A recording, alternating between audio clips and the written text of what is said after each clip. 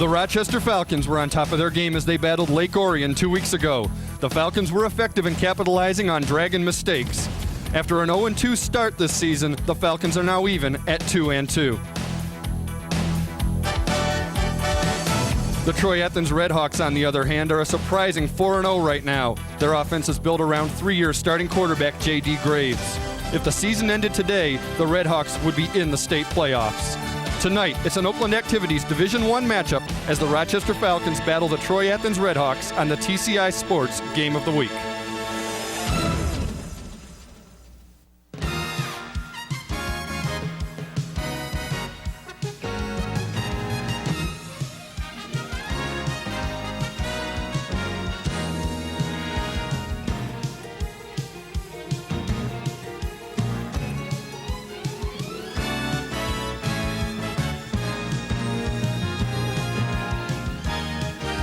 The TCI Sports High School Football Game of the Week. From Rochester High School, it's the Troy Athens Redhawks and the Rochester Falcons. Hello, everybody. I'm Joe Abramson along with Al Sidlowski, and tonight we have a Division I OAA matchup between the Falcons and the undefeated Redhawks, and it would seem that the Redhawks would be an undisputed favorite, but that might not be the case, is it, Al? No, that's not the case because Rochester's coming off some pretty big games, even though that they've been trying to struggle and stay in there, but they've been giving themselves a chance to win at the end of the game. And a lot of people also think that this is really Athens' first real test so far this season, even though they are 4-0. That's what they're saying. They've gone through some of the weaker opponents, I guess you would say, but now they're getting into the meat of the schedule, and some tests lie not only here tonight but ahead of them. All right, well, for Athens, they've got one of the top quarterbacks in Oakland County, and he seems to be the guy that makes their offense go as he has for the last 3 years. J.D. Graves is a real good high school quarterback. He can move, he can run, he's big and he's strong, and he'll surprise you with the pass every once in a while. The key for him, though, is his decision-making on changing plays, and he has full ability to check any play that is sent in by the coach and change it. All right, now for Rochester on the other side, obviously you've got to stop J.D. Graves. A couple of weeks ago, we saw Mike Collins pick off a few passes against Lake Orion. I guess he'd be one of the keys for the Falcons. Yes, Collins is supposed to be a good ball player in the cornerback position and also a running back. And if he can get around and make things happen and knock that ball out of the air, this could be an exciting night. All right, well, it's going to be an exciting matchup, and we'll be right back with the kickoff on the TCI Game of the Week. The TCI Sports Game of the Week is brought to you by Modernistic Carpet Cleaning,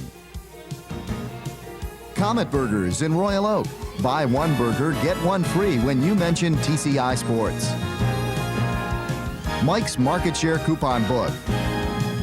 And by Bell Tire. I'm the king. Rock and roll? No coupons. I'm Mike Gothier. Some people call me the king of coupons because nobody brings you bigger savings than my Market Share Coupon Book. Having trouble saving money? Then do what the Tripp family does. Carry the book, Mike's Market Share Coupon Book. You'll save thousands on things you use every day, like eyeglasses, oil changes, and cleaning from companies you trust. But you can't save unless you carry the book. Remember, you'll save a king's ransom using my Market Share Coupon Book. Rumor has it, Comet Burgers is definitely the place to be seen in downtown Royal Oak. After the party, out for dinner, just looking for cold soft drinks, great burgers and fries, milkshakes or pizzas. Comet Burgers is the place to run into just about anybody. Excuse me. Thank you. Thank you very much. Even old what's-his-name. Comet Burgers, they're out of this world.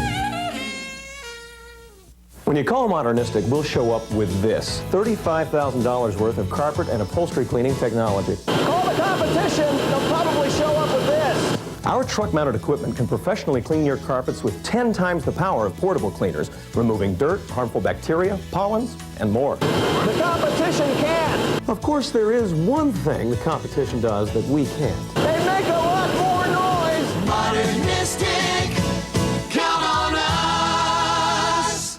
So the tire store guy says, great deal on them tires. You want valve stems? No thanks. Your tires won't work without valve stems. They're extra. Then he told me all the other extras I needed. So guess what happened to my great deal on them tires? Only Bell Tire gives you out-the-door pricing. You get the guaranteed lowest price, and at Bell Tire, it's the total, complete, everything's included price with absolutely no extras ever. Bell Tire. Nobody comes close, nobody's closer.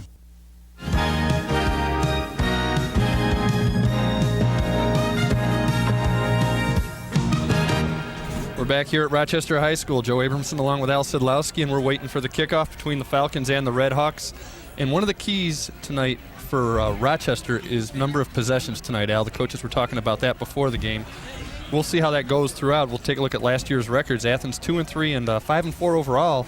A win tonight matches last year's overall record. And Rochester 2-3, also 4-5 overall. Both were in Division I last year as they are this year. A little different story this year. Troy Athens 1-0 in the conference, as is Rochester, but Rochester, after starting out 0-2, is now 2-2. Athens, on the other hand, 4-0, and as we mentioned previously, they would be in the playoffs if the season ended today. Fact is, the season's not half over. That doesn't really mean much. Yeah, I know a lot of the coaches were talking earlier during the game, especially on the Rochester side, and they said what they wanted to do tonight. They know that they're not an overpowering offense, but they just wanted to make sure they took care of the ball real well and wanted to keep the ball out of the hands of J.D. Graves and the Troy Athens. All right, there's John Walker, the Athens head coach. You just saw Mark Merlo previous to that. Athens will kick off to start the game. Mike Collins, who we've highlighted in the open for the game, deep to receive, along with one of our favorite names, Vito Sheramilano. You said it. Easy for me to say. There's officials Merritt, Mascaro, Moyer, Savory, and Sloan. And we'll get things started with J.D. Graves doing the kicking as well, his quarterback. And it's Sheramilano with the ball at the 7-yard line. He brings it up middle of the field, and he's got a hole, and he could go. He's got the kicker. He's got J.D. Graves to beat, and J.D. Graves, who, like we said, quarterback, defensive player, kicker, and he's the safety valve there on the kickoff, prevents a touchdown, but still a great return by Sheramilano and great field position for the Falcons. Well, Rochester was able to set up what they call a wedge. Everyone got back in their positions where they needed to be, and with Athens being a disciplined team and being spread out, you're going to see it here. The wedge forms right through here, and it's going to open up a big hole, and he's just going to shoot it right down the middle of the field, leaving with him with nothing but the kicker.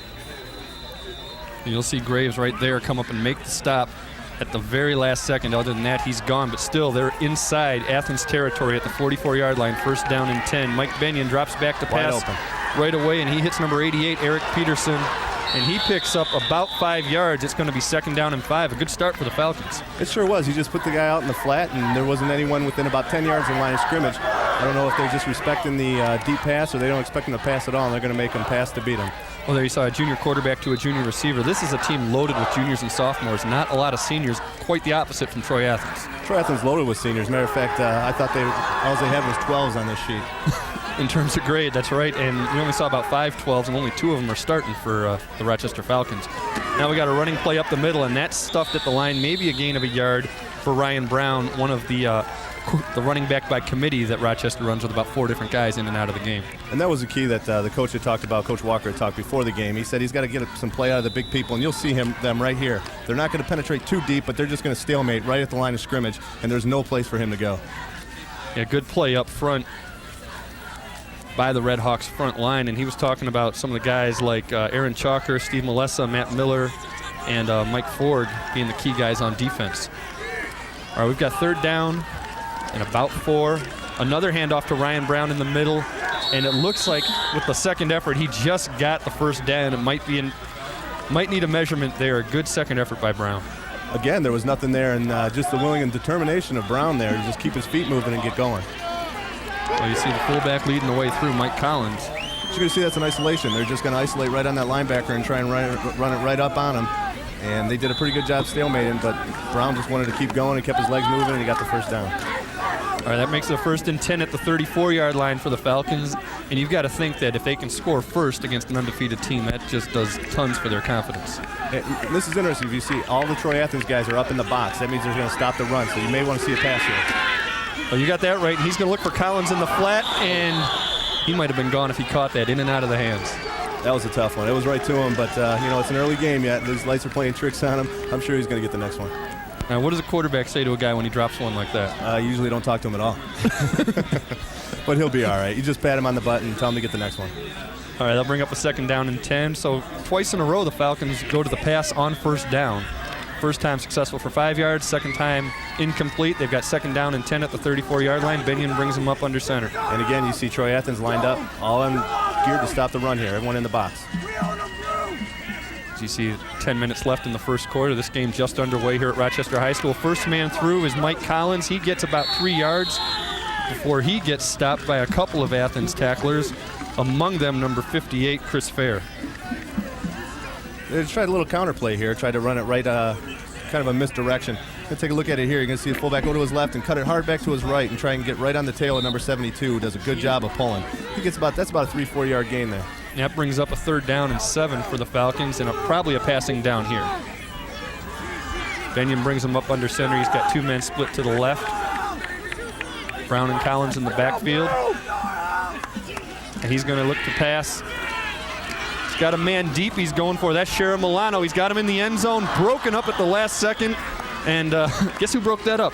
J.D. Graves, the quarterback. He does do it all. He's a good athlete. The coach had told me he was a fast guy. I thought he got turned around there, and his athletic ability made him, allowed him to turn around and make that play. You're going to see it. He's going to streak him down the side here, and this is what we should look for, because Athens is daring him to pass the ball on him. And here he goes down the side, and you're going to see Graves here. He gets turned around a little bit, but his athletic ability allows him to make a great play there. All right, 4th down and 7, not quite field goal range, although we did see the Rochester kicker making 50-yarders in practice and too close to punt, so they're going to go for it on 4th down and 7. They've got one-on-one coverage out here on their wideouts, and you're going to see a blitz right up the middle. Here they come. So they're going to pitch it out wide. Great call. That's number 44. That's a 1st down for Ryan Brown. Once again, we had seen Collins taking up the middle a couple times, and this time Ryan Brown takes it to the outside. Like I said, a great call taking it out there, and he was able to use his speed to get the 1st down. They had Steve Molessa, number 54, for Athens, come up and try and do a blitz on the outside there, but he really cracks down inside and allows him to sweep right around that blitz. A big 4th down conversion for the Falcons, and they keep this opening drive going at the 20-yard line, 1st down and 10. Ryan Brown making his presence known real early in this game. Another junior star for the Falcons. This time it's Collins through the middle. Looked like a little trouble on the handoff. Maybe gets a yard. Yeah, they're doing a great job. Some of these guys down in front are doing a great job for Troy Athens, just stalemating the line. They're not penetrating them back into the defense. But you're going to see here, they don't come across the line of scrimmage, but what they do is they allow it to just basically add up to nothing. They just put a wall up, and there's nowhere for him to go. We saw Clint Belanger come in there and finish it off for the Red Hawks after the big guys up front, including that guy, 74, Aaron Chalker, were able to stop him. That gain of a yard, 2nd down and 9. Now, do you run here again, or do you go back to that passing game? I don't know. They've been pretty successful running to the boundary, and here we go, running to the boundary again. Ryan Brown, and he's met right there. Well, that's why I'm not a coach, but I knew he was running to the boundary. Number 54, Steve Molessa, you just mentioned him about 2 plays ago, comes up with a big stop, and now a definite passing situation with 3rd down and 9. Yeah, they're trying to spread them out here. They're going to spread everyone out to the right, and they're going to try and run into the boundary on the left side. A lot of these guys are cracking down, trying to stop up the middle, and they're going to run off tackle, and there's just nowhere for him to go. You're going to see number 58 there. Chris Fair gets in there and tries to hold on and make the play. All right, well, Rochester's going to call a timeout there. You see Steve Molessa, who just made that big tackle for the Red Hawks. Timeout Rochester as they talk over this 3rd down and 9. A great opportunity to jump out on Athens, who is favored by most to win this game. Yeah, they're doing a great job of doing just what the coach wanted them to do. He didn't want to have any 3 and outs, which meant just getting stopped and turning the ball right back over to him and try and march down the field and keep the ball out of the hands of that Athens offense. I'll tell you, Rochester has one thing going for them. It's crowd size. You look at the other side of the field, there's not a whole lot of Athens people, which is kind of surprising for a 4-0 team. But that Rochester crowd is very much behind their team, just as much as they were when they were a regular playoff. It's almost like a homecoming around here. We might want to check that. It is. But there's people all over the place. Joe's correct. I mean, it's a great night to watch high school football. And last I checked, Troy's not too far away. They should have a little bit more people than that. Yeah, when you're 4-0, you know. Yeah, that's true. That's true. All right, 3rd down and 9 for the Rochester Falcons. They split one man out. Well, they're going to bring him this side now. They had him wide right. That's Jeff Bulow. He's going to split out to the left now. 3rd and 9, 2 men in the backfield, 2 tight ends. Athens being honest, trying to play straight up on him. Well, it's Brown taking it to the outside. We've got a flag on this one. It's going to come back. He doesn't quite get the 1st down anyway. Interesting situation probably coming up because I'm sure this is a hold. Yeah, I think that was a hold on number 63, Rob Schackermeyer. I don't want to lay blame if it's not him, but that's who I had pegged on that one. All right, well, the initial indication was a hold. Now, if you're Athens, do you take it or do you take him at 4th and 3? I'd go ahead and take the penalty. Just keep pushing him back. I mean, from what we saw, that kicker for Rochester's got a pretty good leg. So I don't know if, what his distance is, but the further they can get him away, the better off they're going to be, and that's what they're going to do. Yeah, they're going to mark it back, and that's going to bring up a 3rd down and about 20. Yeah, you're going to see a total different defense. And the official, well, we thought we were going to hear him, but I don't think he turned his mic on. But let's take a look at this play again, see if we can pick up the hold as Ryan Brown goes around. Yeah, 63 here. He just holds on, takes him right to the ground. I guess my eyes aren't as bad as I thought they were. And had a little bit of a hole over there, but you can't just wrap the guy up and take him down to the ground like that. You got to keep your hands inside. Or you got to get away with it. That's right.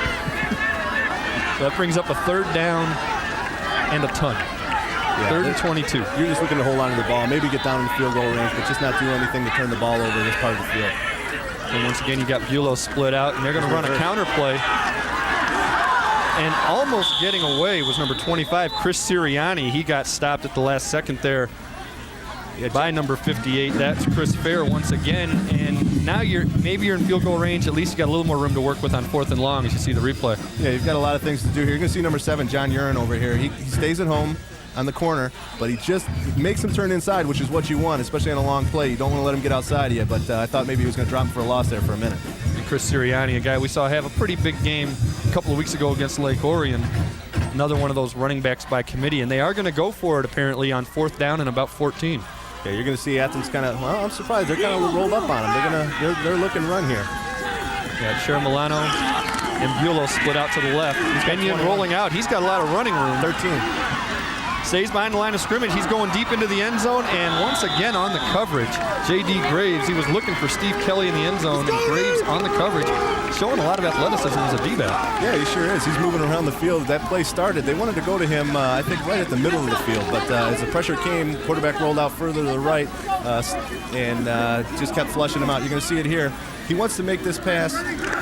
He wants to make this pass right over the middle, but he's going to see the pressure come here. He's going to feel that. He's going to move to the right, and the play winds up going all the way to the corner. And J.D. Graves, staying with his receiver, is going to make sure that he's on there, and he's not going to have anything to do with that. He's going to knock that right down.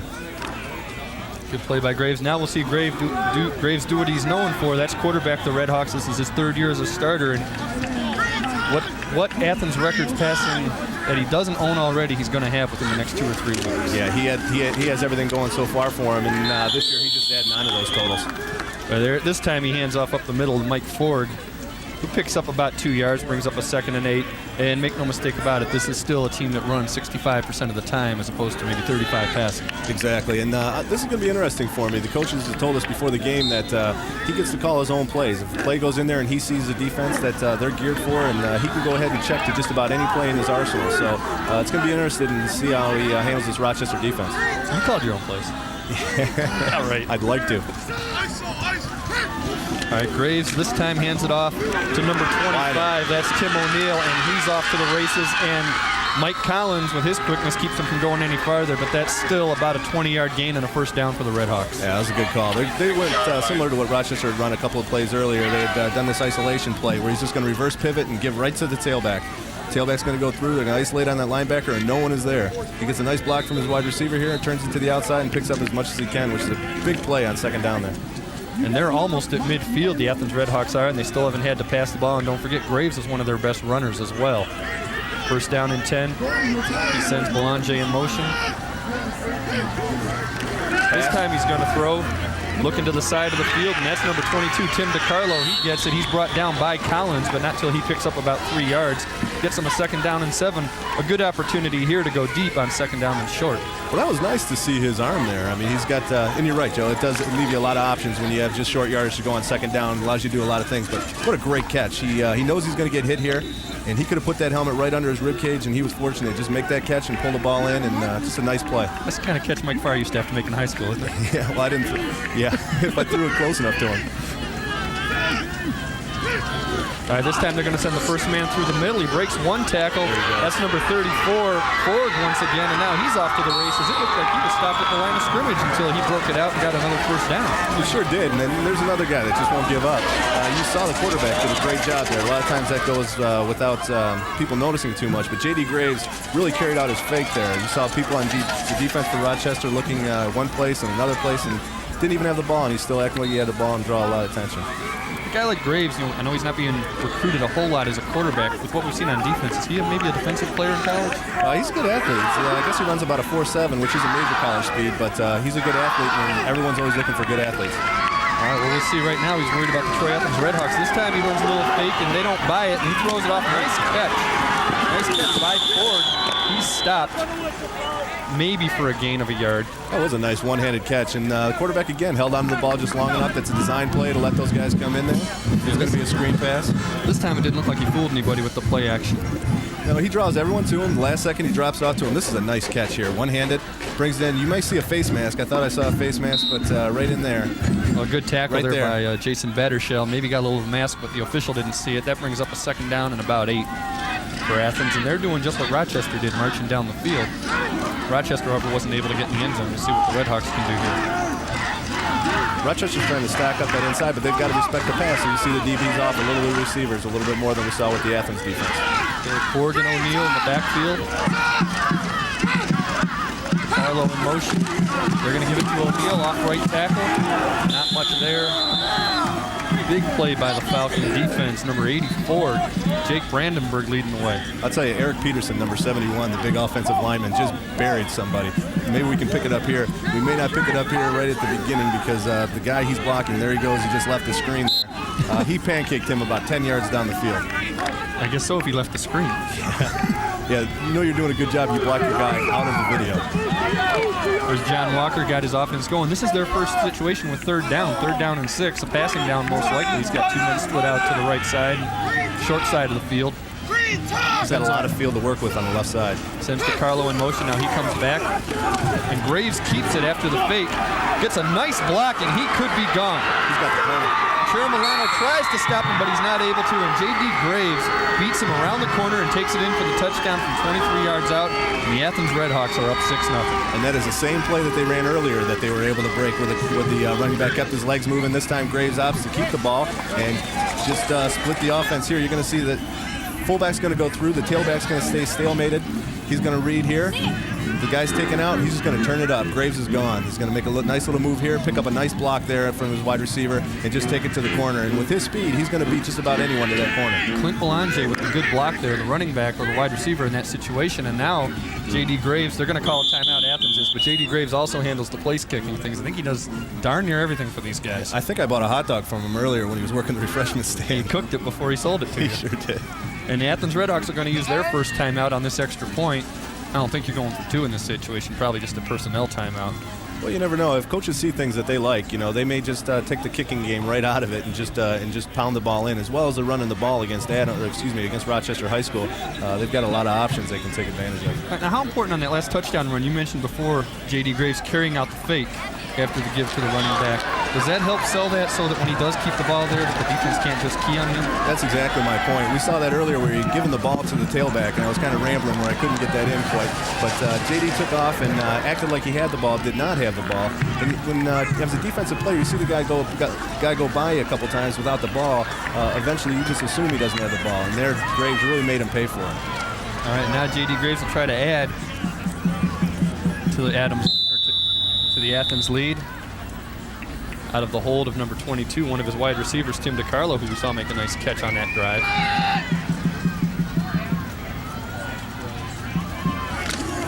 Snap the kick, and it's blocked.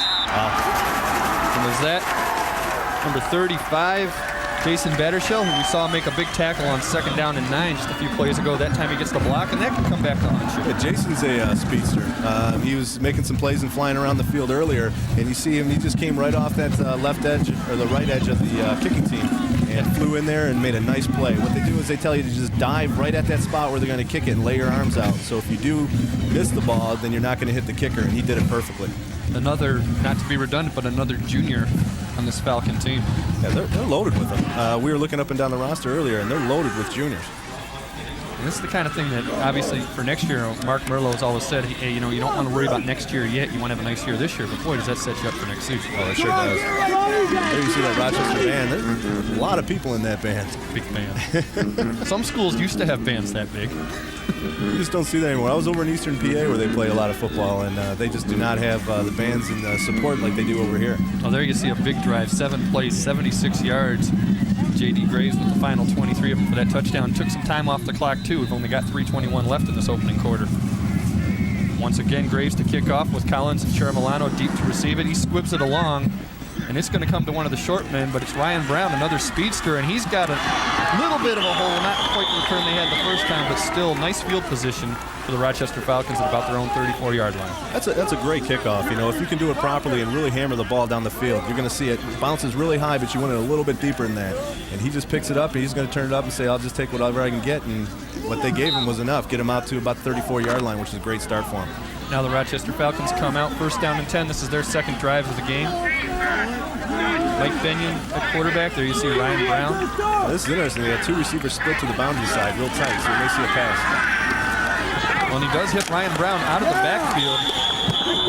And maybe a little bit of a pick play there, which I guess is legal in high school, actually. But got him a nice start, which is the same way they started off their first drive with a pass play for 5 or 6 yards. Two wide receivers here on the left side are just going to crash right across the middle of the field, and it's going to open up that whole flat and leave the fullback with nothing but open air. But number 7 there doesn't come to my mind real quick. John Uren. John Uren was there again, staying at home and making the play and being responsible. Ryan Brown catching the ball, carrying the ball, returning kickoffs. He's doing a little bit of it all so far tonight for the Falcons. Second down and about 4 for Rochester at the 39-yard line.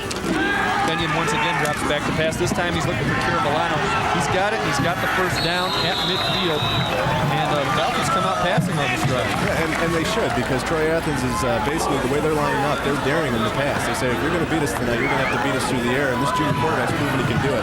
It's almost the same play from the other side. But this time they're going to run right across with one of the receivers and cut the other receiver underneath him. And it's going to leave the flat wide open. And it makes number 54 to take all the way across the field to be able to catch up with him. Steve Moless is a good athlete, but he's not. I guess I would take a wide receiver on a linebacker any day of the week. Yeah, I would too, actually. First down and 10 at midfield. Now he's going to flare it out to Ryan Brown, almost a lateral, and he's not going to, well, maybe get back to the line of scrimmage. A good stop there by number 84, Scott Brent. Yeah, Scott Brent's doing a good. That defense for Troy Athens, I mean, you know, this defense that they're lined up in is not there to stop the pass. So what they're doing is they're just saying, okay, you can go ahead and complete these all day, as you're going to see the fullback come out, but you're not going to beat us with the big play and go down the field. And they've got disciplined guys. They're staying at home and making the sure tackles. All right. Call it maybe a half a yard gain, second down, and a long 9 for the Rochester Falcons. Benyon under center. Now he's got 2 men split up top of your screen. He's going to give it to the second man through. Once again, that's Ryan Brown. And he just barrels through instead of putting a move on, but he gets the first down after a 12-yard gain. Yeah, that was a big hole. Mark Fleming, number 72 for Athens there, got pinched out a little bit and got away from the hole, and they ran right up inside of him. You're going to see the fullback's going to go right through, and the tailback's going to come in a misdirection, and 72 is right by it. He went with the initial fake.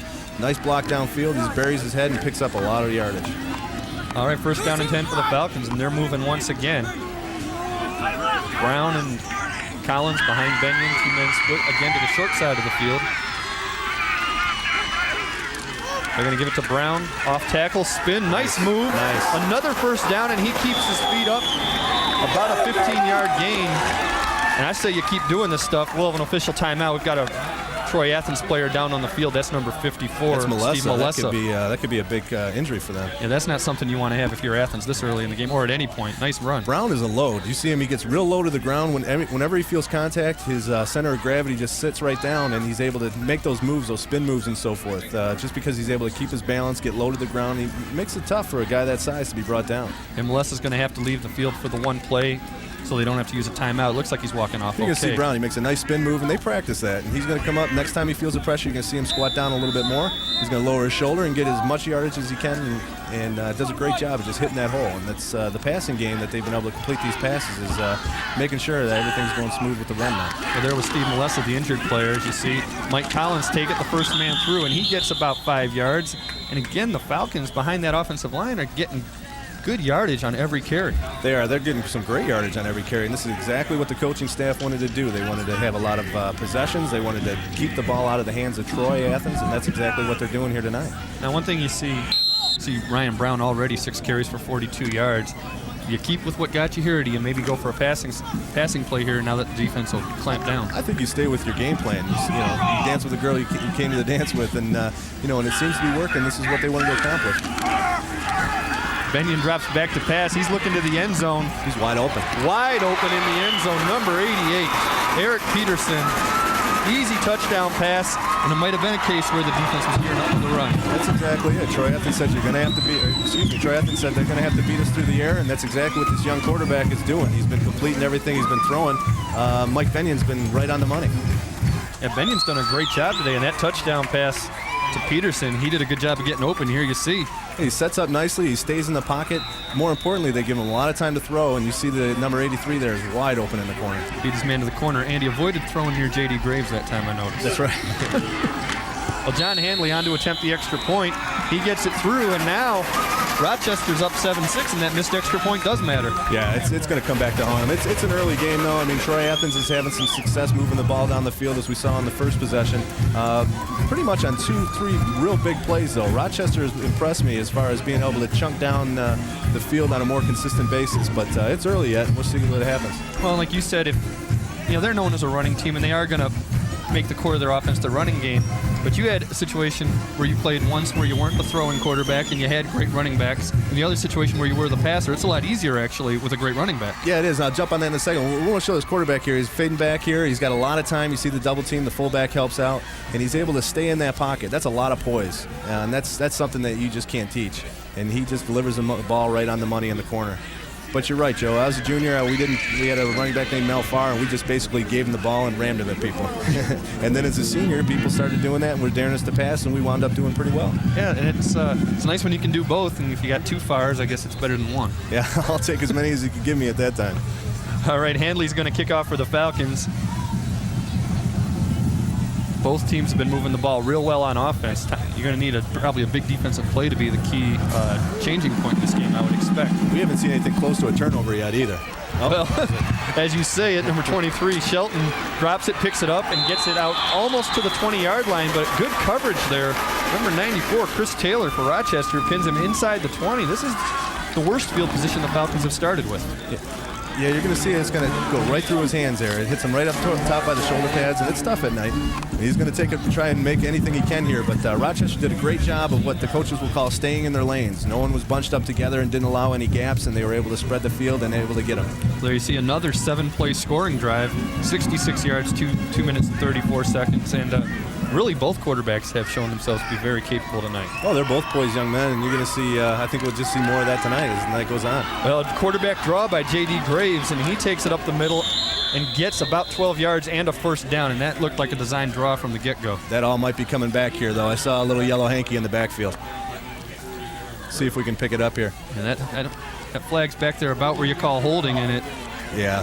Right there. Yeah, number 62 there. He's going to just try and do anything he can to protect his quarterback, but Rob McMullen just, he got by him and he just grabbed his leg and took him down, and again, didn't... Got a holding call on the offense, 10 yards from the flag, from the spot. Still first down. That's one of the tough things in high school. It's not 10 yards from the line of scrimmage. It's 10 yards from the spot. Yeah, that's a double ouch. I mean, I remember in college we'd get a holding penalty and the coaches would rip their hair out. But if they had to go back an extra 8 yards from where it occurred, they probably wouldn't be around even longer than that. And you were kind of like, hold, do whatever you have to do. Don't let him hit me. Well, I didn't want him near me. Hold all you want. That's right, as long as they didn't hit me. First down and 23 for the Red Hawks, deep in their own territory. Give it to the first man through. That's Mike Forg, and he's off. He gets most of that penalty back and then some. Going to bring up a second down and about 7, and that's a great job by Athens to get back all of that penalty in one play. Yeah, this is a tough team to defend here because he's demonstrated he's got a strong arm he can throw, and you're going to hear the pop of this hit, and it's delivered by the running back. He really lowered his shoulder.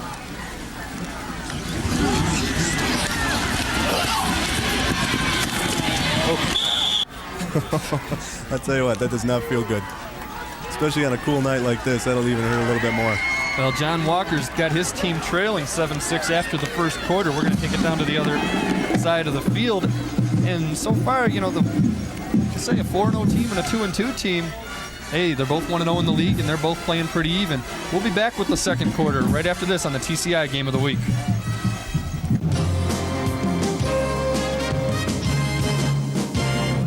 On the Master Anglers, we bring you the hottest fishing action around the state of Michigan. From tips and techniques to advice and stories from the pros, the Master Anglers gives you the info you need to catch the big ones. Plus, it's just plain fun. That's the Master Anglers, Thursday nights at 8 on TCI Channel 63.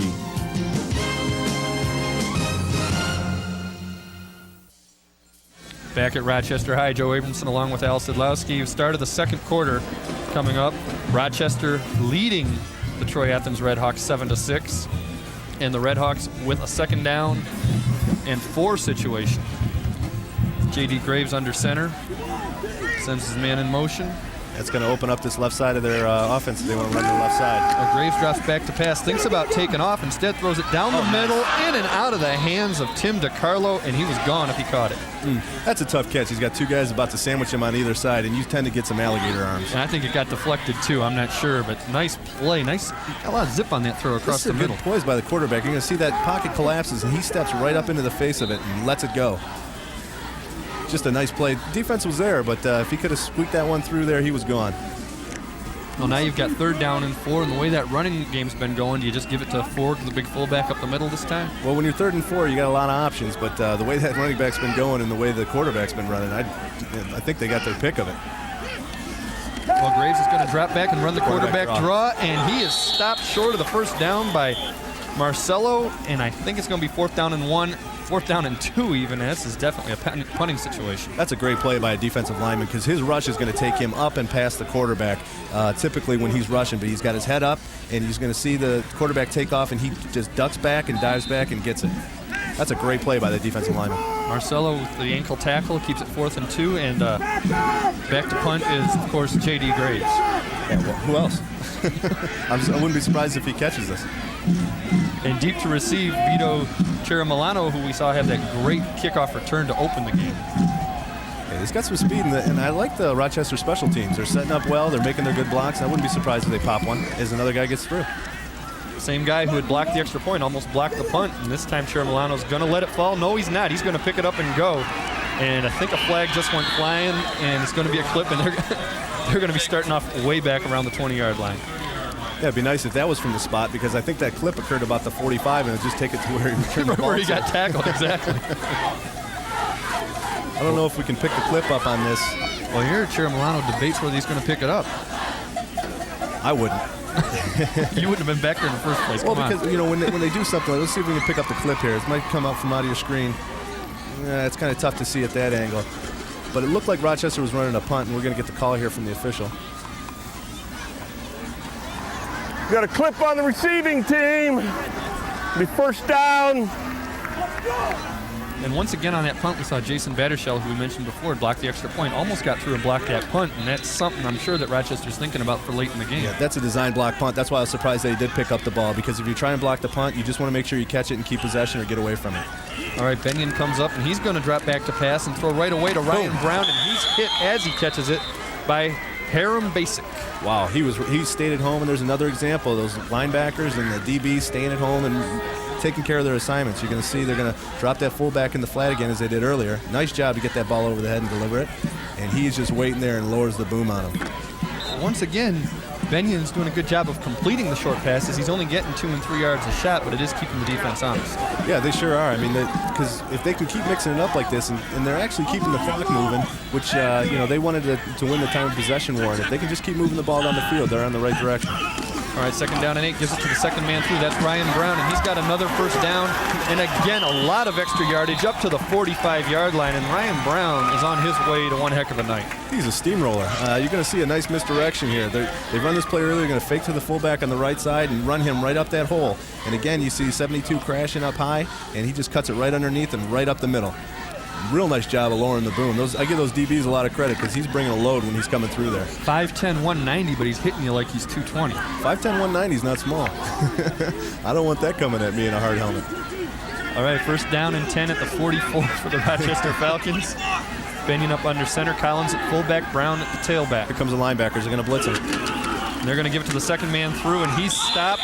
That was Ryan Brown stopped at the line of scrimmage by Mark Fleming. He's even going to lose about 2 yards. Yeah, that's the same guy they burned on the play before was Mark Fleming. He kind of ran upfield a little bit too much, and this time he stays back a little bit instead of going upfield on that fake to the fullback, and he just crunches him. He stays right at home and makes a great play.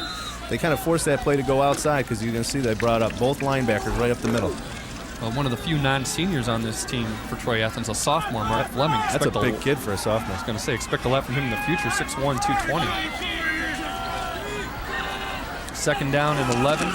Give it to the second man through. That's Ryan Brown, and this time they've got him stopped. Well, they should have him stop on that. They had 8 guys in the box. They had 3 guys split out on the 2 receivers up top. And they just walked in, number 54 there, Steve Melessa, and they're going to bring him on a fire off of the corner. So they're just bringing everyone they can and just clog that line. And again, they're just daring them to beat him with the pass. And obviously, Melessa's injury that we saw earlier was not serious. And a passing situation coming up 3rd and 11, and J.D. Graves just came onto the field, and we've already seen him make 2 big plays defensively. Yeah, he's been all over the field, and again, they're going to split him out, and they're playing a little more honest. They're not going to bring the linebackers this time. Oh, passing situation, and Benyon can't handle the snap, and he's just running for his life. And does a good job, really, to get the ball back and just give them a punting situation rather than a turnover, as number 7, John Uren, finishes off the tackle, and it brings up a 4th down and about 18. Yeah, you're going to see it just squirt right out of his hands here, right off the get-go, and then he kicks it with his heel backwards looking for the ball. When a coach goes into a 3rd and long situation, particularly on the high school level, he just wants to protect the football. If he gets the first down, that's gravy, but you just want to make sure you don't turn it over or do anything stupid. All right, Ed Granchi's going to do the punting for the Falcons. He sends it deep to the return man. That's Chet Miller, and he's going nowhere. Vito Cheramilano, we saw him on the return, now we see him on the coverage. Well, I've been impressed with Rochester special teams all night. That ball just wasn't a booming kick, but he did get it up high enough to allow the coverage to get downfield. And again, Rochester stayed in their disciplined lanes and were able to wrap up the tackle immediately. I'll tell you something about Cheramilano. We talked to Rochester assistant coach and former head coach here, Mike Van Dam, and he said, hey, this guy is maybe the best athlete out here. Problem is, he's a 10th grader. Yeah, he was real excited about that kid. He said he flies all over the field, and he can make some special things happen on the field. And we're hoping to see some of that tonight, which we are. And again, only a 10th grader. Just imagine in 2 years. 1st and 10 for the Red Hawks. A give to the first man through. That's Ford. He breaks it off. He gets about 12 yards, a 1st down for the Red Hawks, and they're moving the ball now at the 41-yard line. And you're going to see it again. It's going to be the same play that they had the success with, once to the tailback and once to the quarterback, and now he gives to the fullback. They've got to account for all 3 players. There's a good hole, but it's more of just an option play. Just he has his choice of either giving it to the fullback, keeping it, or pitching it. And if he keeps mixing it up like that and acting like he's hiding the ball like he is, they're going to have a lot of success with that play. Well, you see the strength he had. He dragged Battershell for about 5 yards after the initial hit. Yeah, there's some tough running backs in this game. 1st and 10 for the Red Hawks at the 41-yard line. J.D. Graves going to give it again to the first man through, Mike Ford. This time he doesn't get quite as much. Stopped there by Aaron Topinka. Haven't called his name yet today, but he's one of their better defensive players, a big man up front. Now it's going to be 2nd down and about 6. We're going to take a look at it. It's similar. It's the same option play, but now they're running into the boundary. So when you run into the boundary, it's easier for the defense to keep that contained, and they don't have to commit to one guy over the other as much as they would to the open field. Yeah, Pinka and Hurst with a big stop. Now do you maybe think about throwing the ball or running that quarterback draw again? That quarterback draw was pretty successful, but the Rochester High School, they noticed that a couple times earlier, and they were able to stop it the last time on a 3rd and short. All right, 2nd down and 6 as he sends man in motion, and he is going to drop back. Look across the middle to DeCarlo, or check that, Chet Miller across the middle, but he does get the 1st down once again for the Red Hawks, and they're inside Rochester territory. Wow, when they said that he was a great running quarterback, but he could throw the ball a little bit, they weren't kidding, because he puts a lot on this ball. He stays in there. It's not a deep drop, and he delivers a perfect strike right on the numbers to number 20 there. And it basically doesn't give him any choice but to catch the ball. He put it there so nicely for him. Yeah, Chet Miller, a junior receiver, 5'9", 140 pounds. He probably doesn't want to take a hit going over the middle, but he showed a little courage there catching it. Yeah, he sure did. Slant. And the quarterback hit him as soon as he made his break, which that's tough to defend. All right, 1st down and 10 for the Red Hawks. He sends a man in motion. Once again, he's going to look downfield. Thinks about throwing deep. Now he takes off and scrambles, and he's still up. That's a 1st down. Battershell misses the tackle, and what could have been a loss on a sack play turns into a 12-yard run and a 1st down. Wow, what an athlete. I mean, it's back-to-back plays there where he delivered the ball the 2nd time. He didn't have too much open. You're going to see him come back here. There's not a lot open downfield. He had someone over to the right, but he just decides to tuck the ball under his arm and take off, and that's a great decision. If you don't have someone waiting for you or somebody wide open, don't be dumb. Just tuck the ball and live to fight another day, and he lives to fight right now because he picks up a good 12 yards and makes probably 5 or 6 Rochester tacklers just go right to the ground. Well, 1st down and 10 inside the 30 now for the Athens Red Hawks. That's Belanger in motion. This time a give up the middle. Wide open hole to Tim O'Neill. He takes it inside the 15-yard line. Another first down for the Red Hawks at about the 13. Yeah, well, don't let us fool you. I mean, we've been talking about the way JD's been able to hide the ball, but this is just power football. They're gonna block out the sun here. You see all the Troy Athens. You see that line going backwards. There's no one in the defensive backfield. They blow everyone out of there, open a wide hole, and he just puts his head down and gets probably about 16 or 17 yards there. Well, Matt Fournier led the way from the fullback position, and you saw Melissa there taking on 2 guys downfield, doing it both ways tonight. Yeah, I'll take that kid on my team. He's putting people back, and especially the whole offensive line there. They moved the Rochester team back a good 2 yards. First down and 10 for the Red Hawks at about the 13-yard line. This time Graves drops back to pass. He's going out in the flat to number 25. That's O'Neill again, and he gets it inside the 10. It'll be second down and short yardage to go.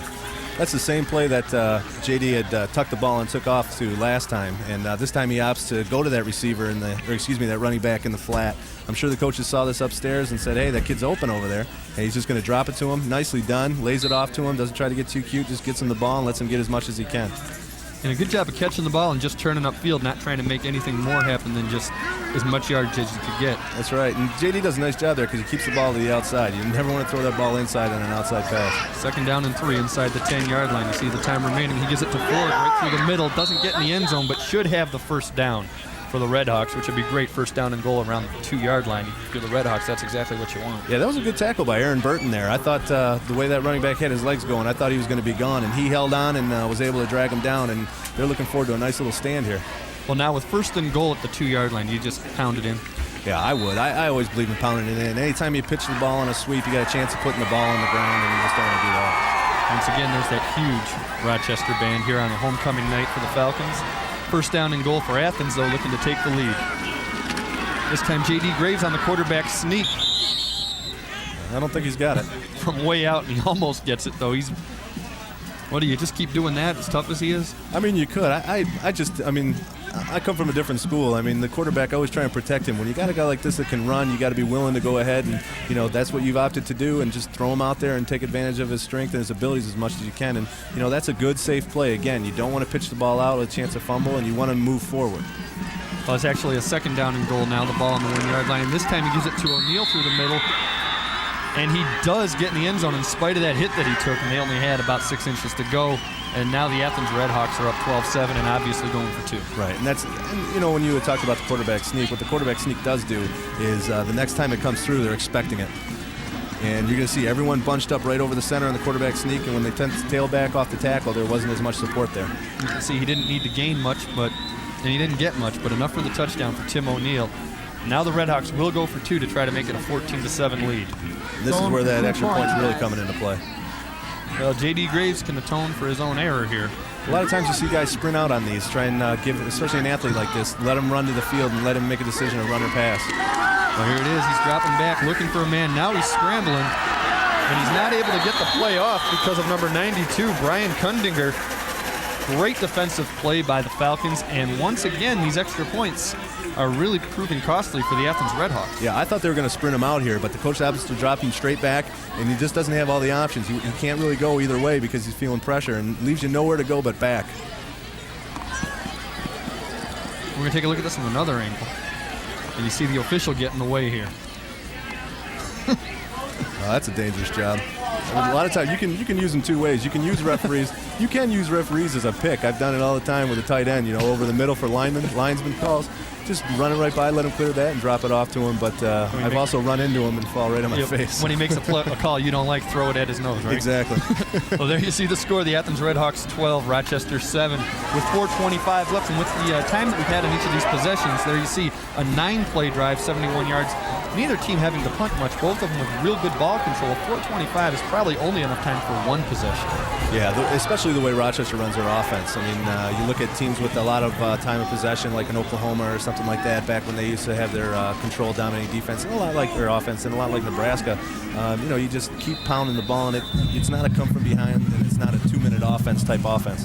Well, there you saw Mike Collins, one of the 2 deep men, but this one's going to Milano at about the 6-yard line, and he's taking it up the middle once again, and another good return up to about the 33-yard line in good field position for the Falcons to start this drive. Yeah, Rochester's special teams have been solid all night. I don't know, I'm sure, there's always 3 phases of the football game, the offensive, defensive, and special teams, and not a lot of coaches really harp on that special teams battle, and it seems like Rochester's very well disciplined when it comes to their special teams. And there's Mark Merlo talking to his defense right now, showing them what they've got to do. The last 2 drives, Athens has marched downfield for touchdowns. I'm sure they want to make some sort of adjustment. In the meantime, he's got his offense out there with Mike Benyon leading the way. 4:18 left in the first half. Okay, we got this on. Here comes the linebackers are walking up. You're going to see a blitz here.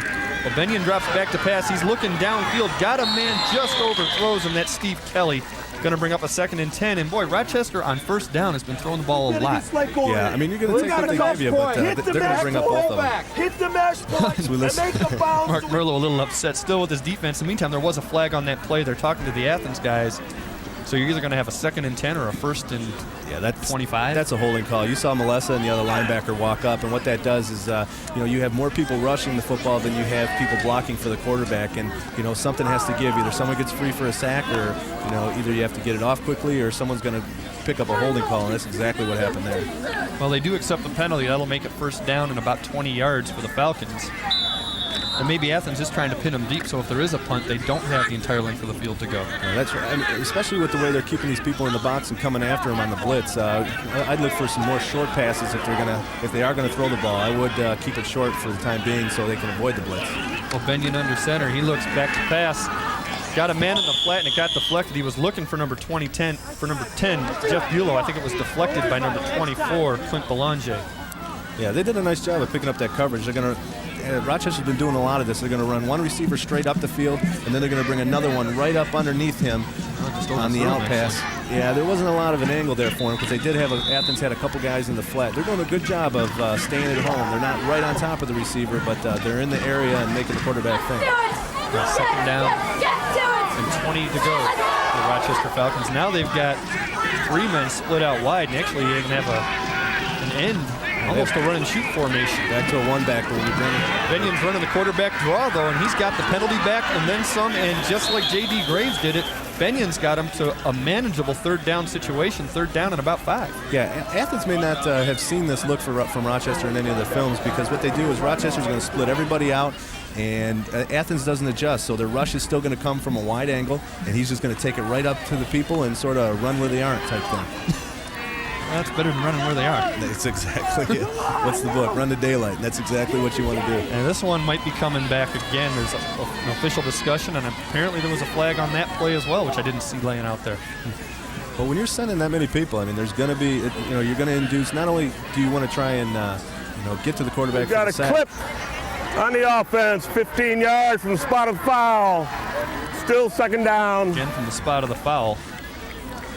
So they're actually not as far back as they were, but still 2nd down repeated and a long way to go. 2nd down and about 20 once again. Yeah, here you want to make sure, I mean, when you're in a situation like this, like I said earlier, you just want to protect the football. You don't want to have any turnovers deep in your own zone late in the first half and really take the wind out of your sails, because they played a great half. Now, I think maybe you run it here, too, so you can take 10 off the clock and don't give Athens a lot of opportunity to score again. Yeah, I totally agree with you. Just run it right at him. Yep, here we go. That's why we're not coaching, right? And Benyon's looking downfield, and he's got a couple of guys there. Now he lets it go. It's going to go out of bounds as he looks for number 10 once again, Jeff Bulow, and a good safe pass. Nothing can be intercepted. Right. He did leave that out to the sideline there, but that's one thing you want to avoid when you're running to your right like that, is throwing the ball back in the middle of the field. And he didn't do that, so he kept it to the sideline, so it works out pretty well. Here you're going to see him scrambling to the right. He's got a couple of guys deep downfield, but there's no way he can get his shoulders squared to get the ball that deep at this point. I was going to say, when you talk to different quarterbacks, I know most quarterbacks I've ever known would rather roll out left and turn their body because they have to square up. Whereas the general guy looks at it and thinks it's easier to roll to your right. Yeah, it's nice to be able to. I mean, it's easier to throw to your right, but when you're under pressure, it makes you follow form. There you see those penalties have hurt Rochester. They've come at very inopportune times tonight. Athens with just the 1 for the 13 yards. They're not going to get this first down. I would expect something else. I'll say maybe they'll get it. Maybe they're going to try, and he's got Milano downfield, and he is going to throw for him, and it's out of bounds. Complete it to a man on the sidelines. That was actually Roger Post, but he wasn't in the game. Well, maybe Rochester can make something happen. I mean, when you get towards the end of first halves, I mean, those can be backbreakers. A late turnover or Roger something Post like that. there, he caught the ball. Unfortunately, he wasn't on the field when we started, though. Roger's a junior. He'll be in there next year. It's a good catch. Maybe you ought to use him.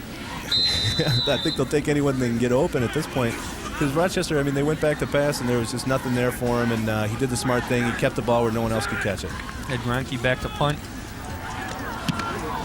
Deep to receive. This time is Uren along with Miller. This time to the short man, Uren. He slips, gets away, and there's another penalty. 2 flags, in fact. Maybe the same penalty, though. Depending on this penalty, Athens will either have the ball at the 43-yard line, but it looks like it's going to come back, and they're going to be in their own territory. Well, that Mark Fleming, that big sophomore, he's been around the ball all night. He's on special teams. He's playing defense. I see him on offense once in a while. I mean, he's a big sophomore, and he moves really well. He's going to be exciting the next couple of years. And we're going to get the penalty call here. Clipping call on Athens this time, and with 3:17, still you don't have to run your 2-minute offense yet, but this does pin them back, and this is good news for the Falcons. Yeah, unless they're going to chunk up some yardage as they did on that option play. I'd like to see more of that option as far as from the Athens standpoint, because that is bringing up some chunks for them. But a penalty like that, 10, 15 yards, they got a chance at a field goal towards the end of the half, where now that's going to take quite a bit down the field to even get in that range. All right, well, they're going to bring it out 1st down and 10 at their own 37-yard line. J.D. Graves once again under center, 2 men split up top. Ford and O'Neal in the backfield. He brings DiCarlo in motion, sends him back, and the first man through. No, J.D. Graves keeps it on the fake, and he's off to the races once again inside Rochester territory at about the 45-yard line, and a 1st down and 10 for the Athens Redhawks. They've got a nice mix with that option play. You're going to see he's going to fake it to the fullback. Now, if you're defensive end and interior people, you're thinking that quarterback's going wide, but he just turns it right up, and he's going to use that fullback that he faked to as a blocker and go right up the middle and split the guy. Little Tommy Frazier lookalike there. Oh, yeah, Tommy Frazier was about the best that you could do at that. But again, you see someone like a fullback, you see him take the fake, you expect the quarterback to go down the line towards the end and pitch to the tailback, and he just turned it up right behind him. 1st down and 10 for the Redhawks. DiCarlo in motion once again. Graves under center, gives to the first man through. This time that's Ford, and he's off to the races. Gets a good block from Chet Miller, and he picks up 18 yards, and they've got a 1st down at about the 26-yard line. Yeah, I tell you, between Ford and Brown, we're seeing 2 stocky running backs that are not afraid to lower their shoulder. These guys are just getting the ball. They're running with what I call a reckless abandon and just lowering the boom. Take a look at Ford, get through there quick, a little overcommitment there by the defense. Now he's off to the races. Yeah, the defensive end has 2 choices. You're going to see him just lower his shoulder on him, but that defensive end has 2 choices for that defensive end has 2 choices. He can go at the fullback or he can go at the pitch man, and that time he decided to go right at the quarterback, and he had handed the ball off and he was gone before he knew what to do. Well, there you saw J.D. Graves, 57 yards rushing. This is a guy who's only got 3 touchdown passes. He's ran for 7 this year. That's what he does. Mark Merlo with the was that the Beastie Boy look there with the hat? Yeah, he's got the rap look going, turned behind him. Well, in the meantime, we've got a timeout on the field with 2:44, and the Rochester defense does not want to get in much of a much bigger hole going in at halftime. No, I mean, it's a tight ball game. These kids have played tough. I mean, even with a field goal here, that's still a touchdown and a 2-point conversion. I mean, the Rochester kids, they got to be excited. They're going against the 4-0 team. I know they're both 1-0 in the conference, but Troy Athens was favored on this game, is what I was led to believe. Well, according to most of the predictors, including the cable guys in the Daily Tribune, Mike Ford, 7 carries for 74 yards, nice average. Yeah, he's plugging right through. They've got some great running backs. They're just hitting the holes, and the quarterback's doing a good job of taking care of the ball. This time J.D. Graves is looking downfield to Chet Miller across the middle, and he gets it to him and tackled finally by Cher Milano. Threaded the needle with that thing. I thought it would get knocked down or maybe intercepted. You see that ball intercepted more times than not because you either have to throw that ball real early, which is what he did there, or you throw it later when he clears that weak side guy. And you're going to see number 15 for Rochester. It's going to go right before him, right there. If he waits even a half a second after that ball's picked off and he's going the other way for 6. I was going to say, if that is intercepted, Jeff Hurst has a touchdown. That's true. Well, J.D. runs pretty fast. That's true, too. I'm not putting anything past him. All right, 1st down and 10 at about the 15-yard line for the Redhawks. Belanger in motion. Fumble on the snap. Kick forward. That's going to be Rochester's ball. And once again, it's Vito Cher Milano, a big play for Rochester Falcons. that's exactly what we were talking about. A big play for at the end of a half can really lead to some more momentum for Rochester. Rochester's played tough. They played well, and you're going to see it here. I think he just stumbles a little bit, and then it's just kicked by one of the tackles or the offensive guard, and it squirts all the way back to a defensive back, and he's able to just smother the ball. Boy, the snap looked like it was there and took an opportune bounce for the Falcons, and Milano falls on top of it. Now you're Rochester, you're inside your 10. That's the first turnover of the game, as you can see. You're on your 9-yard line. You just run the clock out if you can with 2:09 left. Yeah, you have 2:09 left, but you might want to look for Athens. I don't know how many timeouts they have left. But well, Rochester just used one of theirs, and you don't need to use a timeout anymore with the new high school rule where the clock doesn't start until the first snap on a change of possession. But they're going to use it and talk things over, and I think they've only got one left. Meantime, we'll talk about next week's game. The Ferndale Eagles, one of the surprising teams of Oakland County, and the Avondale Yellow Jackets. Brand new contest in the Oakland Activities Association as Avondale in their first year in the league. That's the TCI Sports Game of the Week next Saturday and Monday night at 8 o'clock on Channel 63. Hey, that guy got the free sweatshirt. Oh, lucky him. You order and he chose that over the football phone. Yeah, you need a couple. Yeah, you need a couple of those sweatshirts tonight. It's a little chilly. Middle back. I want the video in the Hall of Fame golf shirt. In the Hall of Fame golf shirt? You seen that thing? Yeah, I did. Yeah. It's pretty sharp. I take as many of those as I can get. I saw I remember the big thing used to be the NFL alumni wear, but now they got the Hall of Fame wear. That's the next line they're pushing. Let's get all that stuff. If it's free, big shot like you should get a lot of that free stuff. Still waiting on the Western Michigan stuff. Tim Allen has it. Thanks.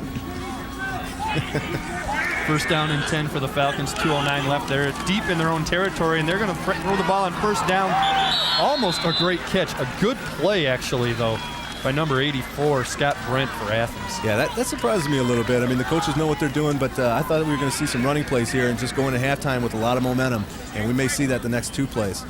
Well, Benyon looks downfield to Bulow, and Brent hit him hard, spun him around. Now you've got second down and 10, 2:03 left. First downs, Athens dominating in that territory so far. I still think you want to run the clock out here. Yeah, but the coaches made a decision, so he might just follow through with it and keep the ball in the air, which is what he's going to do. Watch your sack. Wow. Big sack, almost a safety that time by Clint Belanger, getting him inside the 5-yard line, and I'm sure you're going to see a running play now. Yeah, see, more importantly, what's happened now is not only are they going to turn over the ball, or they're going to have to wind up punting here, I'm sure, but they almost get, here comes the Troy Athens timeout. Athens will call timeout with 1:47 left. Now you'll see Benyon drop back to pass. And here's Belanger right there. He's going to be the guy that gets him. Yeah, he comes free off that left edge, and they're lucky, and the ball did squirt out. Boy, I never saw that, and Rochester was fortunate to fall on top of it. That's what you want to avoid. I mean, there's a time, where you don't want to be too conservative because that can kill you too. But in a situation like this where you've taken the momentum on the turnover, deep in your own zone and so forth, you just want to make sure you can sit on it, make Troy Athens go ahead and use up all their stuff, all their timeouts, and just go into halftime with the momentum. You fish much? I try. I scare him. Hey, watch this show, man. Master Angler. Join Mark Gomez as he takes you on the waters of Michigan. On the Master Anglers, he and his guests will give you the advice you need to reel in big fish. It's like that one. Big northern pike there. See, the fish I usually catch is something like he's eating there. But you say that you catch the big ones, right? That's you talk true. about the ones you really had. Yeah, late at night. It's kind of like your golf handicap. You just say it's a 6. It's like my hairline keeps getting smaller and smaller. Well, third and long, and once again, no, they're not going to pass it, and almost a safety. Let's see where the official spots the ball. They're going to mark it outside of it. Boy, Benyon ran the quarterback draw, and he was nailed. Number 42 right there, Matt Miller, a big stop, along with, I believe, Belanger and Ford. Take a look at this. And this is a design play. They are going to call the quarterback sneak, and you just see, they're going to go with a quarterback draw all the way, and he brought back and came through, and he was fortunate to get that outside of the end zone. And once again, Athens calls timeout, 1:31 left, and again, that new rule is going to come into play because after this punt, they're going to get the ball, I'm sure, in Rochester territory. The clock's not going to have to start until their first play. They're going to have plenty of time to maybe score a touchdown, if not that, at least get in the field goal range. Yeah, and that goes back to the point we were making before. There's two trains of thought. We thought another way. It could have worked out for him, but now instead of worst case scenario of just giving the ball back to Athens with no timeouts and having some room to punt, now they're backed up and the punter's way back at his end line. Well, and they've got only one guy deep to return it, which makes me think maybe there's a punt block on. I'd try and draw him off sides. That's blocked. Blocked by number 42, and is it going to stay in the end zone? It could be a touchdown, actually. Let's see what the officials call. Number 42 got in there, Matt Miller for the block. Number 58, Chris Fair, fell on it. Now, was he inbounds or not? That's going to be the thing. Fair is up without the ball. Touch, not safety. Out of bounds, and actually, who did have the ball there? Fair along with a few other guys. John Uren, number 7, but they're calling it a safety, not a touchdown. Yeah, they're fortunate they didn't get off the touchdown. The safety they can live with. It's still a touchdown difference. Here you're going to see them come free. Matt Miller, right number 42, right there, got it. And that ball's rolling right near the back line of the end zone and just squirts out of bounds. Not a touchdown, but that does get you back the 2 missed extra points, and now you've got a normal 14-7 score. You've got a kickoff from the 20-yard line, and once again, Athens is going to have time to set up another drive. Yeah, and I think that's a good thing that happened for Athens there. I mean, they were going to be giving the ball back to, for Rochester. They were going to be giving the ball back to Athens at about their own 30, 35-yard line if they were lucky, and Athens a chance to go in for a touchdown and or at least a field goal attempt. So at this point, it's still a 1-touchdown game, and they get a little breathing room to go ahead and release the ball downfield. Their special teams have been good, so they could come out even better than what we had thought. And again, that punt block was on, and you could tell every other punt they had 2 guys back to receive it. This time they put Uren up on the line, and he was one of the guys who got in there and actually dropped on the ball. And I'm sure the teams that are looking at this will see it anyway, but a great effort. We've seen both teams get in on the punts. When you see that many people, what you'll do is you'll have 2 or 3 guys attacking one hole. So guys down the line, they have to go to the closest person, and usually the closest person is inside. But that time it just seemed like the floodgates were open because they were coming from the outside and the inside. Well, now you see the free kick by John Handley. Sometimes you see the punt in the NFL. One of the reasons for the kickoff in high school here is punters just don't get it as far. You get to use the tee here. In the NFL, you don't get to use the tee, which is why you punt it. With the tee, you can go ahead and squib it or kick it deep if you can get away with it. Yeah, I'd be surprised if we didn't see a squib here. But if he lets it go, these guys have been covering the ball real well all night. And that's what he does. He sends it deep. To his man right there, I believe that's Chet Miller, and he gets right through the middle of the line. Nice return yardage. And correction on that, that's Rico Shelton, and he's off to the races, and that's the same field position we thought they were going to get off the punt.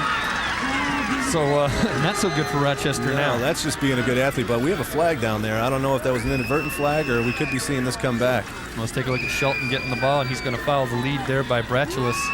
A great return, and we've seen a lot of that tonight. Yeah, Rochester does a nice job. They've got the guy spread out like a picket fence, and the kid just squirts out to the right, and he's gone. And right about there is where the flag was thrown. We'll see what the call was. So far, I've seen nothing.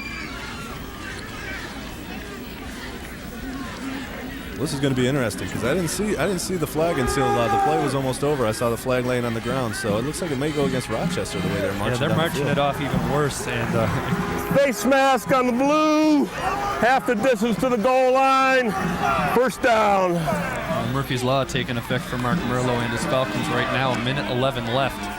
And J.D. Graves has his team inside the 15-yard line once again. First down and 10, looking for more points. Well, we're seeing him spread out to the left and to the right. We got 3 wide receivers split wide, so he's got a lot of different options here. Well, this time Belonge comes in motion. Graves drops back, looks to the end zone for. Well, I thought he was throwing for DeCarlo instead. I think he was looking for Shelton. Yeah, that's dangerous. When you got a 3-deep defense like that, you got guys down in the middle of the field. You never want to throw a post pattern into that. You're going to see him. It's going to be a straight drop back. And when you have a free safety sitting in the middle of the field, that post pattern's taking the ball right to the free safety, and that's what's going to happen here. Or you see the ball get deflected right there. Not a chance of that thing being completed. Now, in that case, do you just tell him throw it out of the end zone? With this kid, I tell him to just put the ball under his arm and run for it. That's true. There you see the penalty yards. Rochester halfway to 100 already in the first half. This time a give right up the middle of the Forg, and the Rochester Falcons are waiting for him. Yeah. All of the Rochester Falcons are waiting for him. Yeah, Aaron Burton again on the. He's doing a real good job. I mean, Aaron Burton's making a decision. He's saying, I'm going to take this guy right here, and he's going to bury him. And if this guy does have the ball, he's doing well. But other people are picking up their assignments, and they can shut him down if they continue to do that. All right, 3rd down and 11. Rochester or Athens with the no-huddle offense. Graves under center, looking back, scrambling out, looking to the end zone, trying to hit DeCarlo, not able to get rid of the ball. He's going to scramble out of field goal range if he's not careful. Gets a nice block and finally run out of bounds. See a late hit here. Yeah, there might have been a flag there. That's on the other side of the field, so my eyes are bad enough without having it on the other side of the field. But what an athlete. This kid's all the way on the left side, but when you're down this way, the 2 things you don't want to do is take a sack or take an intentional grounding. It's like Matt Hasselbeck for Boston College. All that scrambling. Big tall kid that likes to run.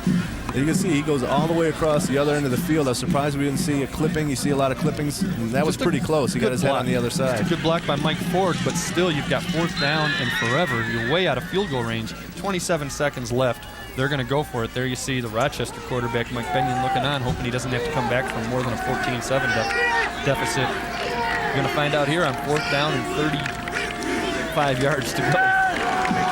Screen pass. That's a nice conservative call. He's got guys in front of him. Screen pass to Mike Ford. He follows his block and gets it up the field. And is that a situation where you accept the fact that you're going to turn it over, but you just want to pin Rochester deep? Yeah, I mean, you want to give yourself an opportunity to win no matter with what you call, but also want to do something safe. I mean, you don't want to turn over the ball like we were talking about earlier, Rochester deep, and that's what we have here. You're going to see the quarterback's going to come back, and you're going to have 3 guys pulling out to the left side, and actually get about 4 out there. JD does a nice job of just waiting and dropping that ball off there to Brown, and he just follows his blockers to get as much as he can.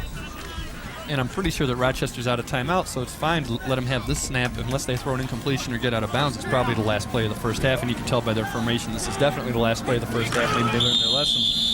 I think Mark Merlo is going to be content to take it inside, down 14-7, realizing, hey, they've marched it up and down the field on these guys. They can score on Troy Athens. Yeah, they're not blown out of the ball game yet. They're hanging right in there. They wanted to have an opportunity to win late, and that's what they've still given themselves a chance to do. Yeah, I think you go in there, you say, hey, let's knock off the penalties, make sure there's no mishandled snaps.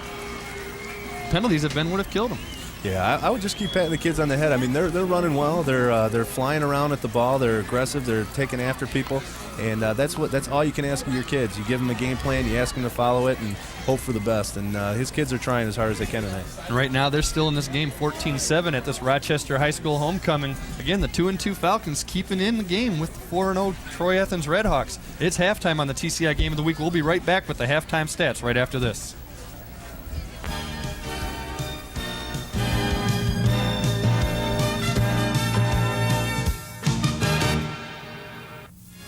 If you wish a video cassette of TCI Sports, the cost is $25. Send a check payable to TCI, along with your name, address, and the names of the teams that played in the game, to TCI Sports Videotapes, 4500 Delamere Boulevard, Royal Oak, Michigan, 48073. Remember to tell us which game you wish to receive. And thank you for watching TCI Sports. TCI Cablevision of Oakland County, nominated in 3 categories for National Cable Ace. Sports Programming, Public Affairs, Overall Commitment to Local Programming. And the Cable Ace award goes to Transition. The Cable Ace goes to TCI Cablevision of Oakland County. TCI 63. See what you've been missing. It's the way you inspire. It's the way you grow. It's the way you lead. It's the way you play. It's the way you work. It's the way you discover. TCI.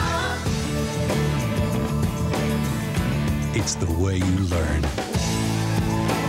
It's the way you learn. The TCI Sports Game of the Week is brought to you by Modernistic Carpet Cleaning, Comet Burgers in Royal Oak. Buy 1 burger, get 1 free when you mention TCI Sports. Mike's Market Share Coupon Book. And by Bell Tire. Back here at Rochester High School, Joe Abramson along with Al Sidlowski trying to get some of those Comet Burgers at the concession stand. They don't have them here. No, I'd rather have a Comet Burger than one of those hot dogs. That's what we got to work on that. Anyway, see the Athens Redhawks up 14-7 over the Rochester Falcons. Passing pretty even, rushing big advantage for Athens, and a lot of that though coming from their quarterback. Yeah, and the big thing that jumps out at you when you look at the stats of the first downs, with the 12 first downs for Athens and the 7 for Rochester. But as the coaches said for Rochester, they wanted the time of possession. They wanted to make sure they held onto the ball and they weren't giving it up quickly. And as you can see, that's pretty much dead even. Yeah, they won it by 2 seconds, but it's a lot better than being nailed by it, and that's what's kept them in the game. Let's check out the scoring in the first half. It started out in the first quarter. J.D. Graves, a little faked in the middle to the fullback, and then he took it outside from 23 yards out. Got a nice block from Belanger, you'll see right here. Took it in. The extra point was missed. Athens was up 6-0. Yeah, that's that same option play they've been burning them with quite a bit tonight, either giving it to the fullback, keeping it, or pitching it out to the tailback, and they're paid big dividends with a long run. Still in the first quarter. Coming up as you see J.D. Graves celebrating again. The extra point was missed. Next drive, Benyon looked into the end zone and found number 88, Eric Peterson, coming across for the wide open touchdown. He beat his man deep. The extra point was good, and Rochester was on top, 7-6. Yeah, that was just Troy Athens was beating them up in top, and they finally went up top on them. Then in the second quarter, Tim O'Neill from a yard out gained just a yard, but got it into the end zone. Athens went for 2. Graves was sacked. 12-7 Athens. Late in the second quarter, you're going to see number 42, Matt Miller, come up, block the punt. The ball rolls to the back of the end zone. The Redhawks fall on it, but it was already out of the end zone, so it's not a touchdown, it's a safety. That made up for the 2 missed extra points, making it a 14-7 Troy Athens lead over the Rochester Red Falcons. And that's where we stand now. We'll be right back with the second half kickoff on the TCI Game of the Week. Rumor has it, Comet Burgers is definitely the place to be seen in downtown Royal Oak. After the party, out for dinner, just looking for cold soft drinks, great burgers and fries, milkshakes or pizzas. Comet Burgers is the place to run into just about anybody. Excuse me. Thank you. Thank you very much. Even old what's his name. Comet Burgers, they're out of this world. We're back at Rochester High School. Joe Abramson along with Alan Sadlowski. Rochester to kick off to open the second half here for Rochester's homecoming. Athens, 2 men deep, number 23, Rico Shelton, as you see, the Rochester homecoming queen just in halftime, and the king as well. We don't want to leave him out. No, he's making her look good. That's a pretty girl, though. You never knew any homecoming queens, did you? I didn't know any pretty girls. They didn't want to know you, Al. My fiance would be happy to hear that. John Hanlon to kick off for the Falcons. And it's going to be picked up by number 9, Andy Brackelis. And he gets it out to about the 27-yard line. 1st and 10 for the Athens Redhawks. So, yeah, how'd you meet a pretty girl now? I don't know. I guess, I'm not much to look at, but when she's that good looking, I guess it makes up for both of us.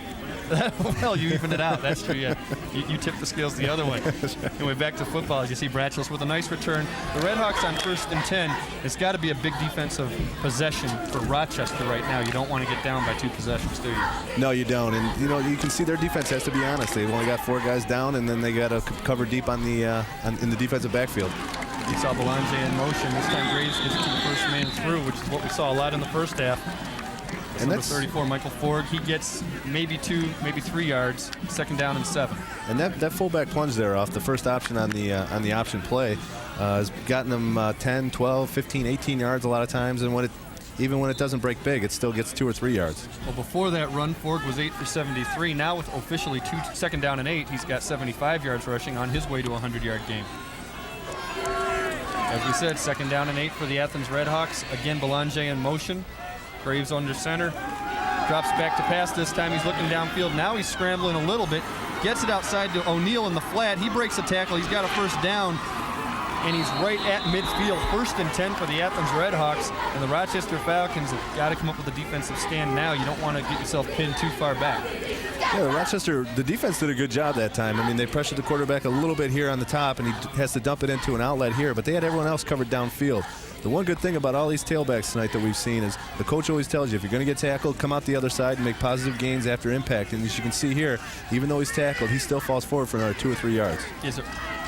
See J.D. Graves 6 for 8 for 50 yards and a lot of rushing yards as well. On 1st down, he gives the ball to Ford. Once again, that quick fullback plunge gets about 2 yards, sets up a 2nd down and 8. And is that something where maybe you're setting up a J.D. Graves bootleg later in the game? That's exactly what you're doing, because you saw him carrying out his fake and then running up and then making the block on the defensive back there, and he could have run for a little bit there. They didn't go in because they saw the ball. They just went there because he carried out his fake. Mark Merlo still with the head on backwards. Maybe you turn it around and reverse your luck. Yeah, put on the rally hat. J.D. Graves, we just saw his passing a second ago. Now he's 6 carries for 41 yards, almost 100 yards in total offense.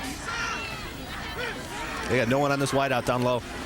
Fake to forward. Graves keeps it on the quarterback draw. Same play we saw gain about 20 yards earlier. This time he gets it up the middle, sets up about a 3rd down and 3. Yeah, they sent that guy in motion, number 22 for Troy Athens, Tim DiCarlo. They sent him in motion down across. As you're going to see him come in motion, there is nobody out here. This whole end and this whole flat on the other end was wide open. They didn't send anyone with him as he went in motion. Number 28 was talking to the coach there. Coach was letting him know, we got to have somebody on him. Don't let him go out there by himself, because he was gone if they threw a flare pass. Well, now with 3rd down and a long 3 for the Redhawks, J.D. Graves comes up under center once again. Ball at the 43-yard line. And watch, maybe they're going to run that play. And now the guy's coming across with him now. Carlo in motion. Graves gives. No, he doesn't. He options it out to O'Neal. The block's not there. He gets stopped for a loss. Nice play by John Handley along with Aaron Topinka. And now it's 4th down and 4 for the Redhawks. Is this a punting situation here, or do you go for it? Well, I say you want to keep moving the ball. You know, it's well, I guess I would go ahead and punt the ball, pin him back a little deep. I was thinking it was 3rd down, but I would. I'd go back, put him back there. The defense has been playing well tonight, and I'd try and get the ball back, and they could have it right there at the 45 in no time at all. Well, they are back to punt. Graves again will do the punting. Milano deep to receive, and remember the last time they punted, Battershell almost got in for the block. There you saw Milano back to receive the ball, standing on his own 10-yard line. Rochester's going to rush right up the middle. See if they can spring somebody free in that dam there. Well, a man comes from the outside, almost gets it. Fair catch called for. Ball goes through the end zone. 1st down and 10. It's a touchback. 1st down and 10 for the Falcons at their own 20-yard line. Well, they came up with the defensive stand they needed. Now they've just got to do what they did early in the game, march the ball down the field. You start out with a pass. Every successful drive they had seemed to be first play of the possession was a little 5-yard pass. Yeah, you know, they got some big chunks of yardage on that, on the 1 touchdown pass and on the play before that in the flat. But, you know, they were moving the ball well with the run, even though Troy Athens is saying you're going to have to beat us with the pass. They were still running at him and making 1st downs. All right, Benyon will bring him up under center, 1st down and 10. He's got Brown in the backfield, along with Collins. Correction, along with Sirianni this time.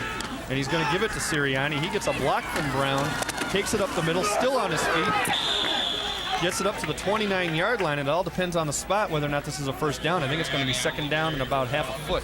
That was a nice play by number 74, Aaron Chalker there. He stayed with the pitch out there. They haven't run anything really wide on a pitch yet tonight, and they're going to run it right to the boundary here and try and get the angle on the end. And you're going to see number 74 come in and make a pretty nice play here, staying with the play. So you saw Chalker stop him just short. Again, 2nd down and less than a yard. Is this where you throw it deep? Benyon, you see 6 for 13 for 42 yards. And most of those yards came on that touchdown pass. All right, they're going to give it again to Sirianni. Flag on the play as he picks up a lot of yards. He could be gone. It's all coming back. J.D. Graves finally able to stop him, and you're right, I think it is going back with an illegal motion. The wide receiver up top just moved a little bit. I think he was listening to the voice of the quarterback and not to the ball, and he was moving forward. As you see at the top of the screen up here, he just took off a little soon. Well, there you saw a nice run by Sirianni.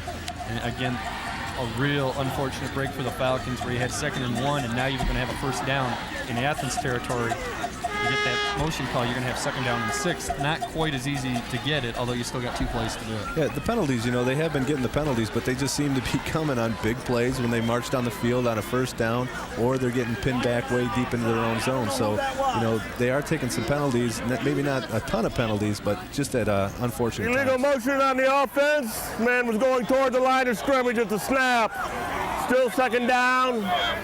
Just as you called it, the receiver just nudging a little forward, maybe a half a count before the snap, and there are 5 penalties, 55 yards, and they just seem to be coming right when Rochester doesn't need them. That's right. 2nd down and 6, Benyon under center once again, gives to Sirianni, and he's met straight up by Chris Fair, and now you've got 3rd down and 8. Chris Fair came off a block up the middle. It may have been a missed assignment, but he came off a block nicely, and he just meets it. You're going to see him come right up the gut here, and there is nowhere for this guy to go. Boom. See, what's nice there is it's nice to see these kids doing this. You're watching a lot of college and pro games lately, and you're seeing linebackers and DBs coming up and jumping and throwing their shoulder at them. And here you saw a linebacker come in, wrap up, and make the tackle.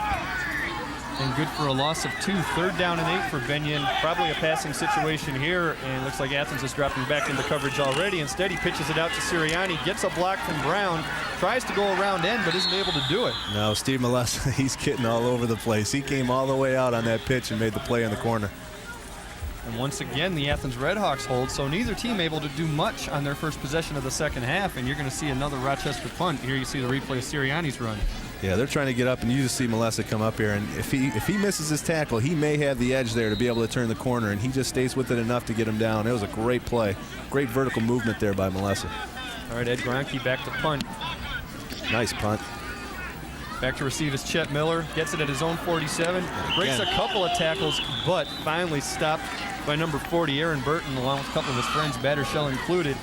First down and 10 for Athens at their own 48-yard line. Good field position for the Redhawks. Yeah, it's good field position. And again, great coverage by that Rochester punt unit.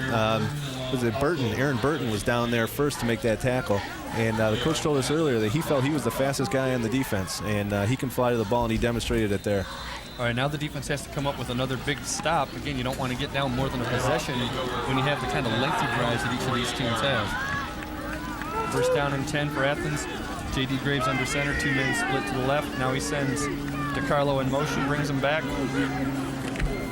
Give to the second man through, that's O'Neal. He gets a block, gets by Collins and picks up about 5. It's going to be 2nd and 5.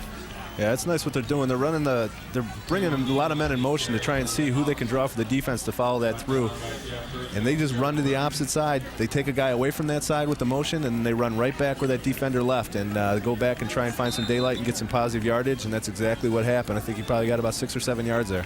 And you've got a 2nd down and 4 now for Athens. You keep doing that, or you maybe go back to that fullback plunge? That thing's been working all night long. I would run that until they went crazy. Well, now we have trips left, so anything could happen. You could see a wide receiver screen here, or have all 3 guys run off and throw underneath to the fullback.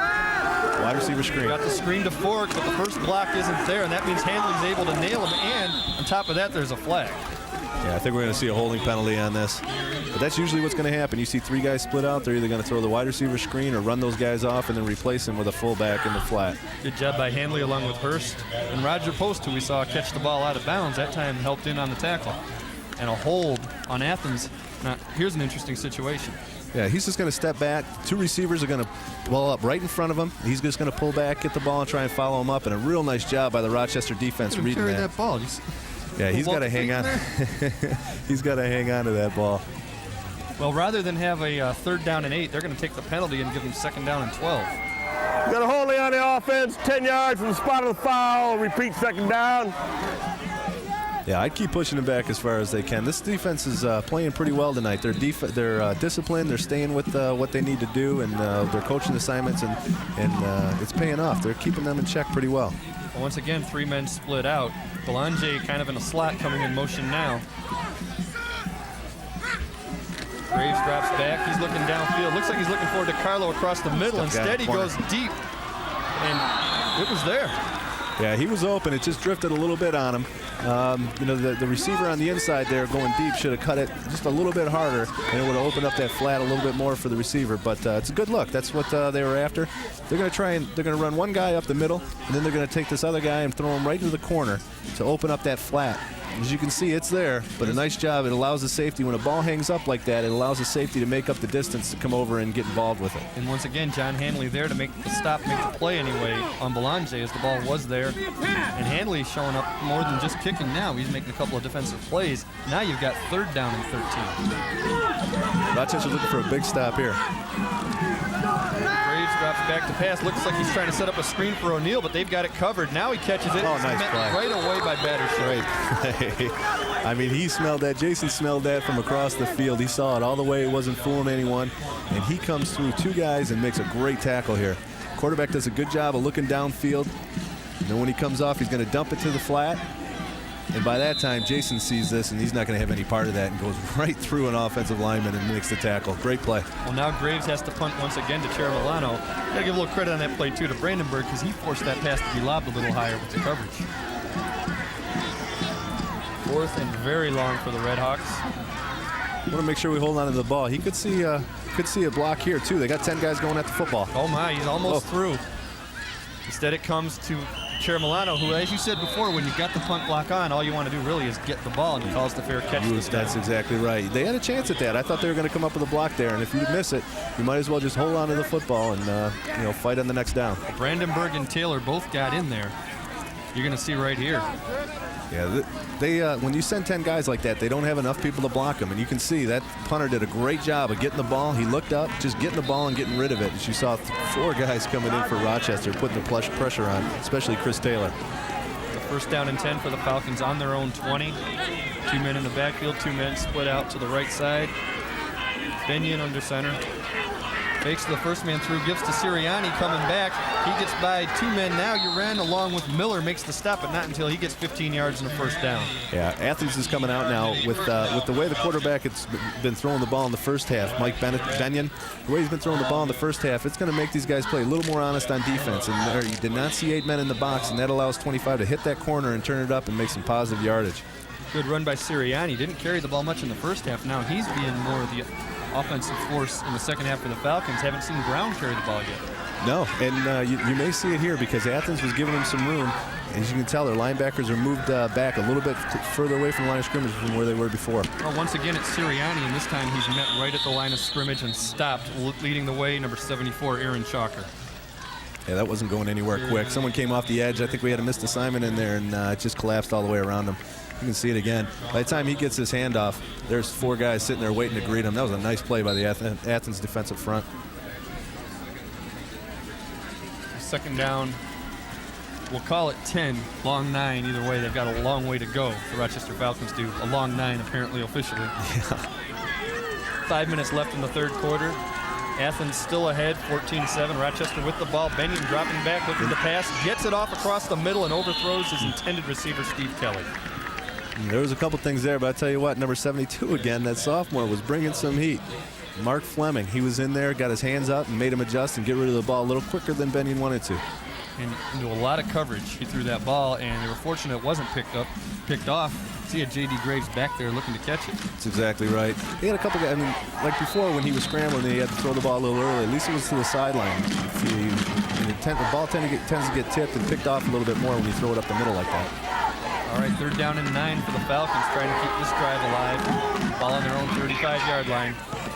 Benyon drops back to pass. He's got 2 men to the right side, and he's being pressured, and he gets sacked in the backfield. And that is, I believe, Melissa again? I couldn't see his number, but it wouldn't surprise me if it was him. Oh, it is Chalker. It's okay. Chalker, number 74, not number 54. A big defensive play for the Redhawks, forces another punt. Yeah, what was even bigger about that play is Rochester was going to pass, but see, they have a tight formation now. They brought the receiver down. They tightened their splits down to give their quarterback a little more time, and he still got through there and made the sack. Great play by Chalker now. Gronke with the punt.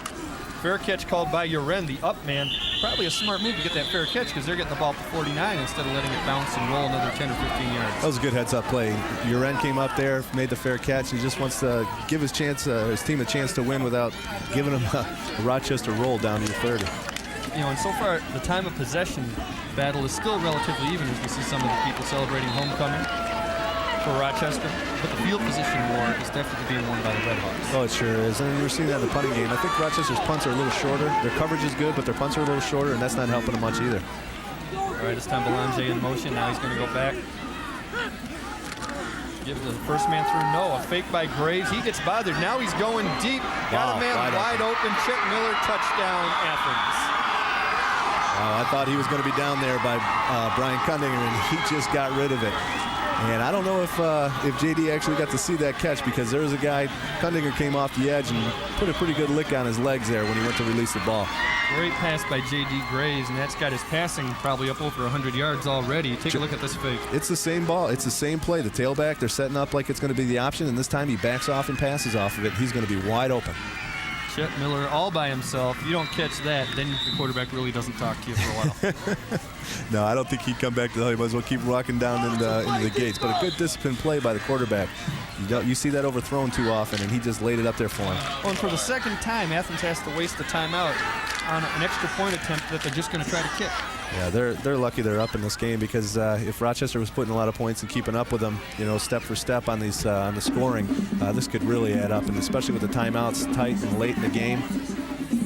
Again, and remember the last time they used it, they didn't make the kick.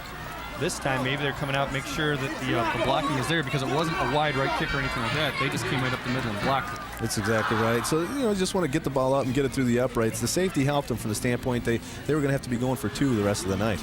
You see Chet Miller taking a break after that touchdown. That's exciting. He's excited. He's pumped up. He's ready to go. We were complaining we were cold a little bit earlier, and that kid's throwing water all over him. These guys are ready to play. It's not cold out there. Come on. All right, J.D. Graves to kick the extra point. Placement's down. This time it's up. And good. And now a 2-touchdown lead, 21-7 for the Athens Redhawks. And Rochester, we saw it 2 weeks ago, we're seeing it tonight. They've got a very potent offense, but it's not a quick strike offense. And that's going to affect them. They've probably got to score on this possession. Yeah, they want to go down and they want to punch it in. I never want to, draw an ultimatum in the sand in the third quarter because they got a little bit of time left. But these high school games go pretty quick. So, you're right. They don't have too many possessions left here in this game to be able to punch it in. I think they got a lot of reason to be proud of their kids tonight. They've been doing what they've been asking them to do. But we're talking about 9-play and 7-play drives and 3-4-minute drives. This is a little different. That'll win some ball games. One play, 51 yards. Yeah, you can have all the. Hey, check that out. Look at that. That's a famous number, 43. 43. Richard Petty. Richard Petty. Is he still alive? I don't know, but he's not on any of those commercials with Speed Racer. Well, he was running. That's Jeff Gordon. Well, Petty, I heard he was running for state senate or something down there in North Carolina. I mean, those car drivers are treated like gods down there. He'll win. Oh yeah. And then he'll have to run off with Speed Racer. He'll lose that one. All right, Athens to kick off. Rochester with 2 men deep. Another squib kick. Squib kick picked up by Post at the 20. He's just going to try to get some sort of field position for him. Breaks a couple of tackles, gets it to the 45, and fumbles the ball. Now, was he down or not? I think that might be an Athens ball. That's going to be a judgment call. They're talking to each other right now. They're discussing it. Yep, that's an Athens ball. Fumble recovery for number 42, Matt Miller. That's the guy who blocked the punt for the safety. This time he comes up with another big special teams play for the Redhawks. Let's take a look. Tell you what, Brian Uren's in there too, or John Uren's in there as well. This is what you do. You try and do as much as you can, and sometimes you just do too much. He gets away from a couple tackles, and did he put a lick right on the ball. That's number 27, was it? I think that's what it was. I think it was. We don't have a 27 on our roster. It might have been 23, Rico Shelton. Rico looked a little geeked on the sideline over there. He put his helmet right on the ball. That's the way the coaches teach you. Keep your face up, put your head on the ball, and knock it out of there. And that's exactly what he did. Well, now Athens with a great opportunity to maybe put this game away in the third quarter. Belanger in motion once again. Graves dropping back to pass. He could go be deep for a stake in the heart. Got a flag on the play. He goes deep to Forg. He's going to get it and get in the end zone. Now let's see if it's going to hold up for the touchdown, or is the penalty going to bring it back? And J.D. Graves is laying on the field. I don't think he's hurt. I think he's just a little ticked off at the flag. I don't know if we have a holding or. No, J.D. Graves is not getting up yet, is he? Well, he's all right. He's a tough kid. Yeah, we do have a holding in the backfield. And that touchdown's going to come back. You see this a lot, though. I mean, when you get a team down, you want to kick them, you want to put your stake in the heart. And that's what they did. They wanted to go deep on them and see if they could get something, surprise them with it. And sure enough, it worked. But I think we just got a holding on somebody. And Belanger was wide open. A valiant 10 yards, spot of the foul. Take a look how open he is. Handley at the last second almost deflects it, but an easy trip into the end zone. Anytime that ball hangs up in the air, it just gives people a little bit more time to come around. It was a nice catch, nice throw. It's just got a holding penalty. That's exactly what you want to do. If you have someone that's bleeding a little bit, you want to go for the jugular and put them right out, and that's exactly what Troy Athens attempted to do there. Well, now they've got first down and 25 at the 40-yard line. Again, Belanger in motion. This time comes all the way across. Gives it the second man through O'Neal. He takes it to the outside.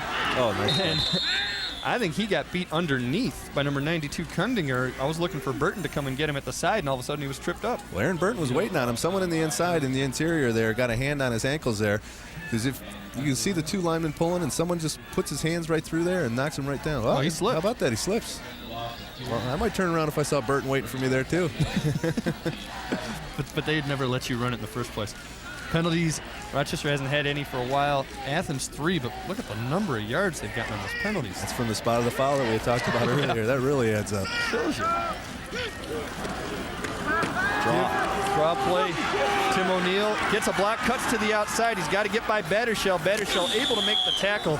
Still a long way to go for the first down. It's going to be third down and about 12. Good tackle by Battershell. That was a nice play, too. It's a nice play call. They know they need 25, 35 yards, and just drops it off. And he's going to come right into your living room there. Hold on to your chili. It's going to go on your lap. He makes a nice little cut here, gets outside, and just Jason's the only one there to be able to bring him down, and he does it. Good tackle. Here he comes. That just kicked the chili over right there. 3rd down and 13 for the Red Hawks. And this is probably 2-down territory here. Yeah, this is 2-down territory. They've been going for it on 4th down and 8 down in this end. So, you know, I'm looking at them having 2 downs to get a first here. Belanger in motion, taking it back to the right side. Fake forward. Now he's dropping back, going to throw a little flare out to O'Neal. He's got two men all over him, and he still manages to gain a yard or 2. And a fumble on the play. I think they're going to call him down. No? I don't know that it's going to matter.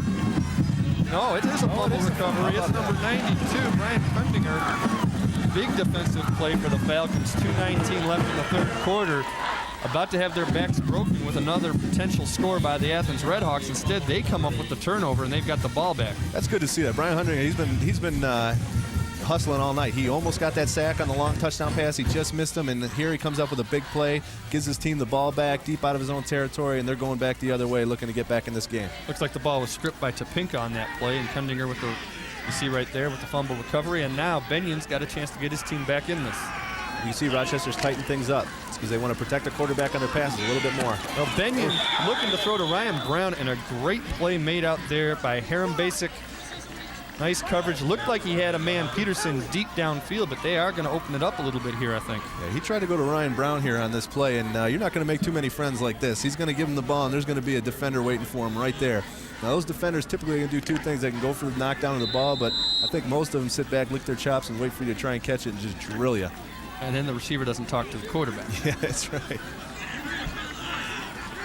Well, here, as you can see, Rochester's tightened their formation down. They want to protect their quarterback a little more, and he's still having to run a little bit. Well, 2nd and 10, and this time they give it to Ryan Brown, and he gets good yardage up to about the 37-yard line. You're going to have 3rd down and short, and we haven't seen a lot of Ryan Brown in this 3rd quarter. Maybe we're about to see him carry the ball. Yeah, he's been busting holes. You're going to see him. He's just going to do a double play action here. He's going to fake to the fullback, give to the tailback up on the left side, and you know that's opening some holes for him because that Troy Athens defense is being really aggressive, going at the ball, smothering the first ball carrier, and when they go with that play action or the reverse on something like that, it can open up the holes, and it has been opening holes. So 3rd down and 1 for the Falcons. Benyon brings it up. Got a real tight backfield with Collins and Brown. Gives it to Collins, first man through. He bounces outside, gets the 1st down and some more. Keeps spinning, and I'll tell you what, if he doesn't get that last tackle there by Chet Miller, he might be gone. What a move. What a great, you're going to see, he is lined up so tight against this line of scrimmage. When he gets the ball, he is met right away. I mean, there is nowhere for him to go, and that's just athletic ability, bouncing it outside and trying to make something happen. And you don't see that from a fullback too often, but that was a great athletic move there to be able to bounce it out in the first place. Maybe a touchdown-saving tackle by Chet Miller, but they're into Athens territory for the first time in the 2nd half. Falcons 1st down and 10 at the 48-yard line. Pitch out to Ryan Brown to the short side, and he stays in bounds. Tough to say it was the George Curlis offense, but they actually gained yardage there. Moved it down the field. That was a nice run. They run this right into the boundary here. And they've tightened everything up. They run it right into the boundary, and they just let this guy get a head of steam and just turn it right up. And we're starting to call his number a little bit more. I was surprised we hadn't seen him in a little bit. And he tight ropes down and probably gets about 8-9 yards there. That's 2nd down and inches. Now here, do you go deep with it? This is a chance you could just go deep on it. Now, Athens has backed off just a little bit. Well, they're going to have a measurement. In fact, you saw Ryan Brown up around almost at 80 yards. And he might have had the 1st down with that. And if it is, I think you'd rather have 2nd and inches. Oh, I'd rather take the 2nd and inches. It gives you a few downs to play with because they're not going to punt the ball in this situation. Yeah, he's got it by a while. 1st down and 10. You'll take that too if you're on the offense, and the Falcons are moving the ball this drive. Yeah, they're doing a nice job. They're going back to what they were successful with early in the game. You know, they're going with a little bit of play action, some counters, and they're moving the ball down the field and doing a nice job with it. Brown's really putting his head down and doing a job. You've still got Bulow and Shermilano split out up top to the left side of your screen, and they both benefit from time. Give to the 2nd man through. Once again, it's Ryan Brown. Gets a block from Collins, leans forward, gets an extra yard or 2 out of it. And that gives him a 2nd down and 5 once again, maybe 2nd down and 4. Yeah, John Uren got in there and made that tackle there around his thigh pads. And again, you just see the fullback going up there hard. Brown just buries his shoulder and runs over people and gets the extra yardage. He's knocking off 6-7 yards a pop, so we may see him do most of the work on this whole drive if time permits for him. Yeah, we're inside of a minute in the 3rd quarter, 30 seconds left to be exact. 2nd down and 5. give once again to Ryan Brown. Makes a nice move. Should have been hit at the line of scrimmage, and well, he's keeping those legs going. He might have another first down. He's strong. I thought for a second there, you see him, kids at home, as they say on TV, you're going to see him cover up the ball with both hands here, where we had saw the ball flopping around earlier in one hand. You're going to see him cover it up with both hands. Well, that's going to be a 3rd down and a yard, but that's going to be the last play of the 3rd quarter. And Mark Merlot's got his Falcons marching down to get in this game within 1 touchdown. It's still 21-7 Athens, but the Rochester Falcons definitely have the offensive momentum right now. Yeah, they're moving the ball right down the field, just as we saw early in the game. They got away from it a little bit because they were keeping them honest with a pass here and there, and they were having some success. All right, well, we'll be back with the 4th quarter again. It's Troy Athens 21, Rochester 7 on the TCI Game of the Week. So the tire store guy says, great deal on them tires. You want valve stems? No thanks. Your tires won't work without valve stems. They're extra. Then he told me all the other extras I needed. So guess what happened to my great deal on them tires? Only Bell Tire gives you out-the-door pricing. You get the guaranteed lowest price, and at Bell Tire, it's the total, complete, everything's-included price with absolutely no extras ever. Bell Tire. Nobody comes close, nobody's closer. Back for the 4th quarter, and they're doing the time warp here at Rochester High on homecoming. Athens leading the Falcons 21-7. Little Rocky Horror action for your breakfast this morning. Absolutely, and now the Falcons with 3rd down, 3rd down and 1 at the 30-yard line, trying to march down and get within a touchdown of the Red Hawks. I expect to see some more of the same. They're having good luck running these kids. This time it's Collins right up the middle, only needed a yard, got 2, 1st down and 10 at the 28-yard line for the Falcons. Nice conservative play right ahead. You're not going to lose yardage on that. You don't want to put yourself in a 4th and 2. If the worst could have happened to them is another 4th and inches, and they would have been fine. All right, now the way they're just pounding it down there, you just stick with us until you have to pass. Coaches love this stuff. Coaches love to dominate other teams, and if they can just play smash mouth and 3 yards in a cloud of dust, they'll take it all day, and that's exactly what Rochester's doing to them. See Mike Collins, 5 carries for 30 yards, and again, it's running back by committee for the Falcons, and the committee's doing a good job today. Well, Benyon's going to drop back and pass. He's looking downfield for Brown. Instead, throws for Steve Kelly, and it got deflected.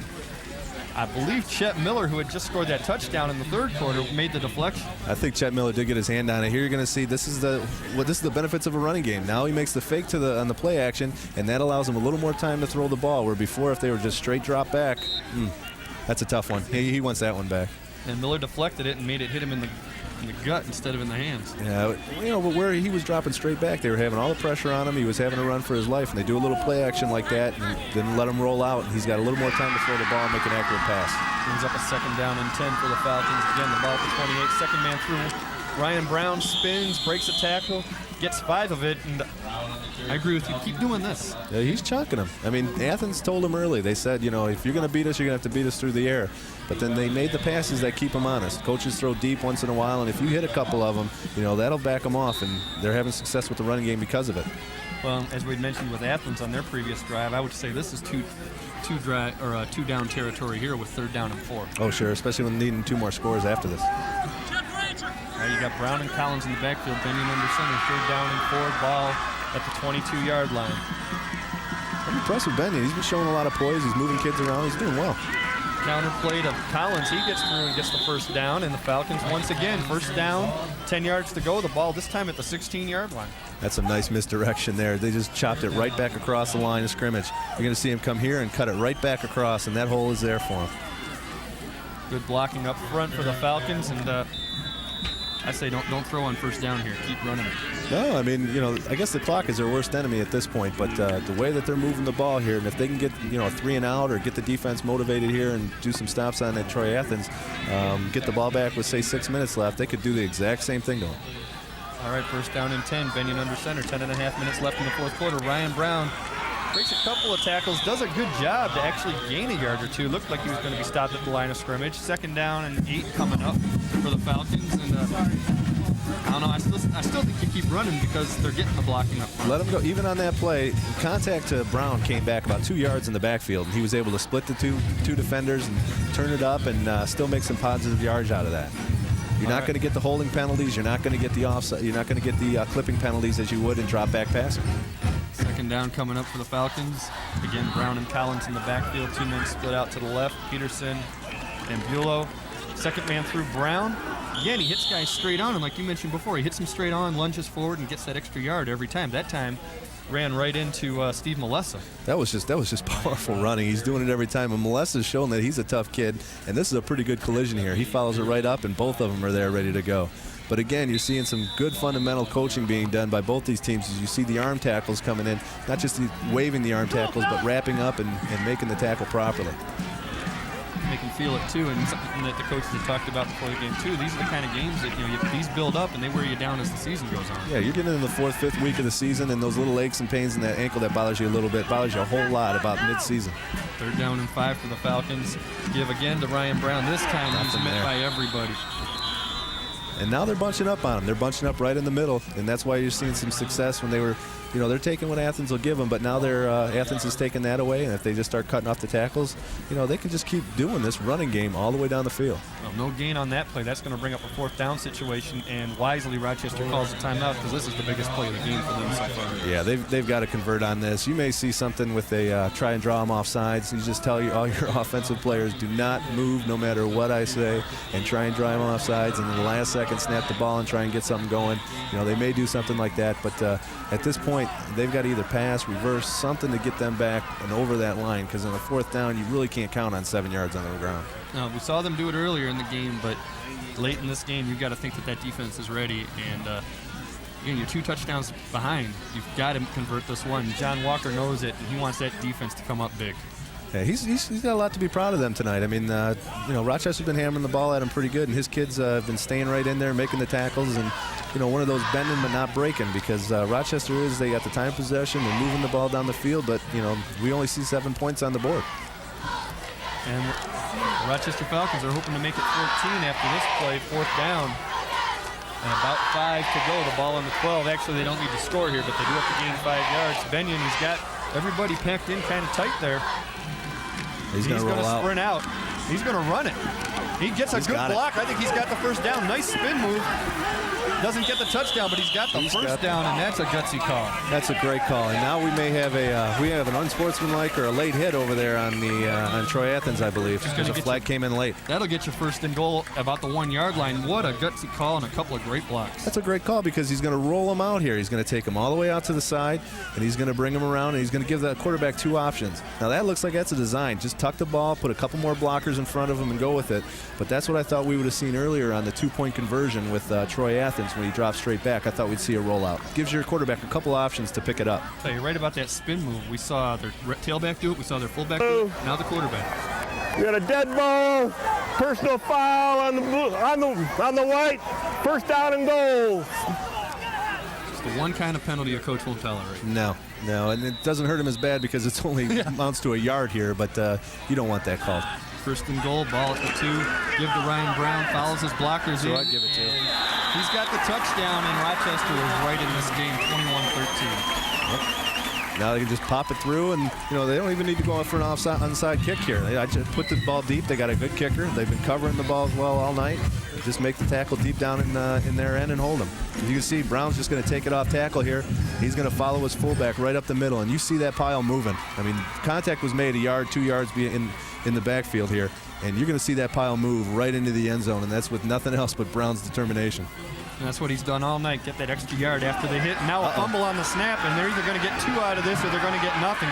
Hanley's trying to get there, and that can come up. That could be huge. It's still an 8-point game, though. With the 2-point conversion, it's still okay. I mean, it's not a killer.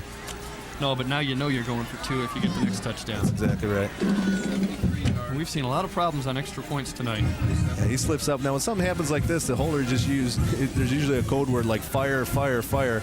Here, I just probably yell help. Beavis? They're all over him. Yeah. That's right. I don't know if I can say fire on TV. I took them off of that. We could say that 2 years ago. Now we can't. That's right. In the meantime, it's a little happier homecoming crowd here in Rochester right now because of that guy, Ryan Brown, and the rest of his offensive Falcon teammates. Well, they have a lot to be helpful, or thankful for. Coming back here, they're seeing their kids really put out, and this is a nice facility they have here. They have a lot of volunteers in all the stands. It seems they really support it. And now they're just hoping that the defense comes up like the offense just did. A little different than that one play 51-yard drive. 15 plays, 73 yards, took 5.5 minutes off the clock. Oh, coaches love that. That coach is going to look at that stat and he's going to see this, when the game's broadcasted or as he's going over his stats, and he's just going to love seeing that. Old-time football. Oh, they love nothing else but just to dominate somebody. And if it takes 5 yards a pop, they love it even more. It's a long, painful death. Like Eddie Shore. Old-time football. And Athens is lined up like they're expecting an onside kick. I don't think you're going to see that here. There's too much time left. They're going to send it deep, and it's picked up there by number 23. That's Shelton, and he gets it up to about the 30-yard line. And obviously, you've got no blocking when you've got everybody up there waiting to catch an onside kick. Rochester played that one pretty well. You got the guys hustling back downfield. You saw Jack Fagot back in there. He got involved in the play, and they've been covering the special teams real well all night. And again, that's another case of it.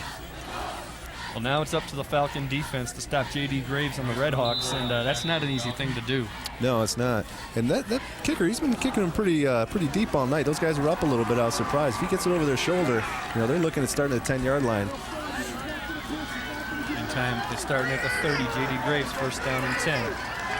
Got Belanger in motion. Fake. No, it is a give to the first man through Ford, and he's met and stopped by number 84, Brandenburg. 94. Chris Taylor, I think, was in there as well. I can't see too well from this far away, but it looked like he got involved in that as well. You see Taylor come off the edge here, and he fights through. Everyone else just pounds in. 92, nice play. 94, Gundinger, Brandenburg, everybody. A bunch of blue guys. There you go. A flock of Falcons. That's right.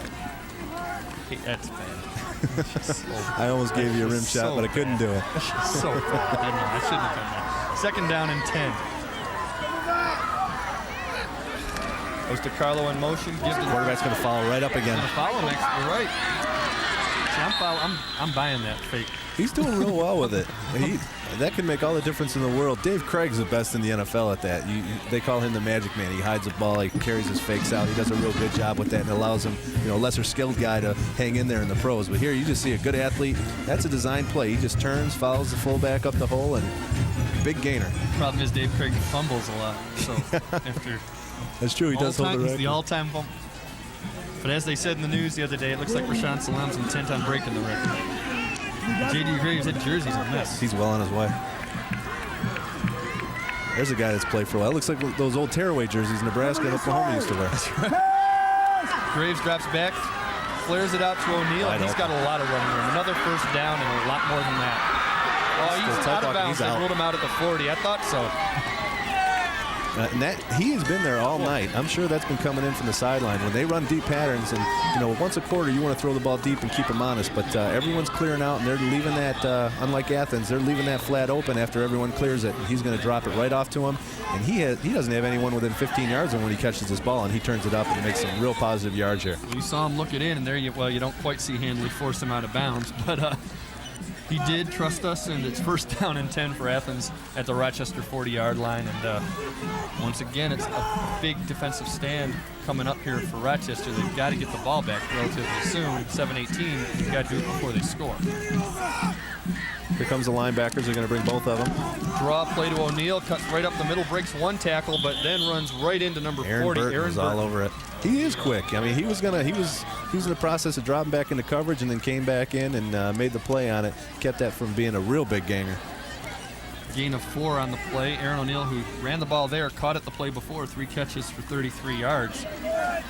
And that's 11 yards a pop. I'll take that. And he's been open quite a bit tonight. After the receivers run him off, if the quarterback J.D. Graves can come back to him late, he's been there for him for some real good yardage. That's right. And that 11 yards of catch is mostly on yards after the catch. That's right. Not catching anything downfield. That's right. Safety valve. There you go. Second down and 6.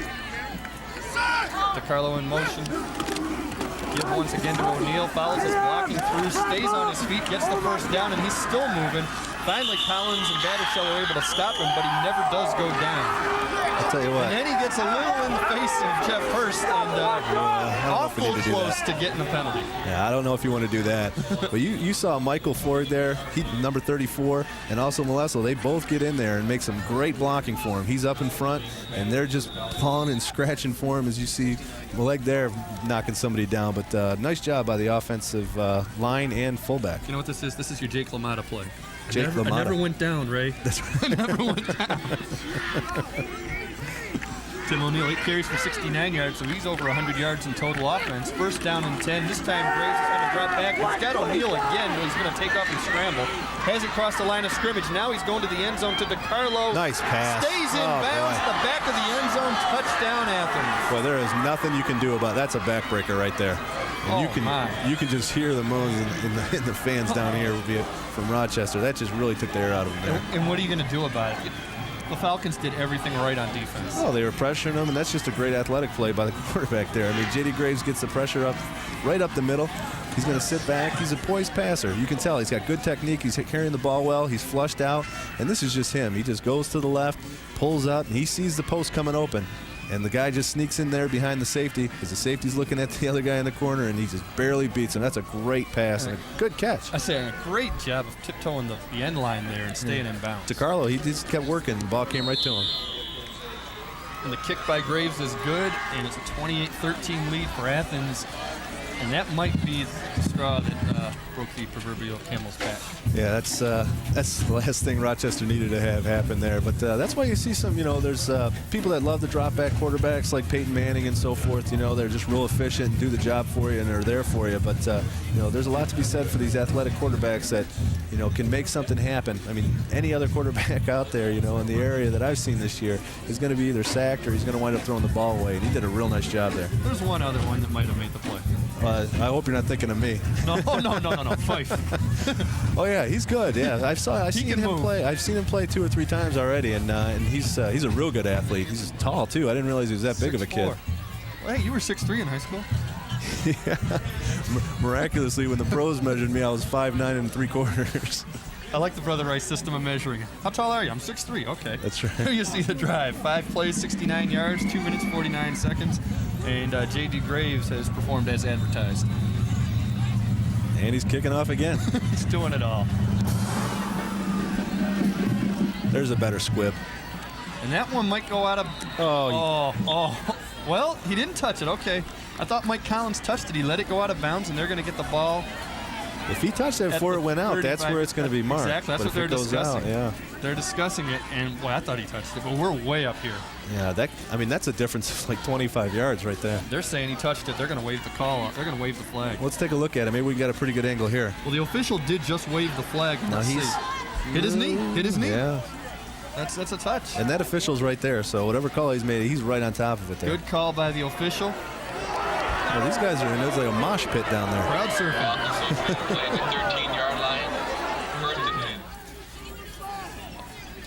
And Mike Collins, I don't think, agreed with the call. And he didn't touch it with his hands. He didn't try to pick it up. It just bounced, unfortunately, into his knee. And that's why they tell you to get away from that ball when it's bouncing. Well, now a pitch to Sirianni. He tries to turn the corner and does. Breaks a couple of tackles. Just can't turn it into that 5th gear, but still gains 20 yards, gets him a first down, and gets out of bounds, too. And they got to score twice, and they got to do it fast.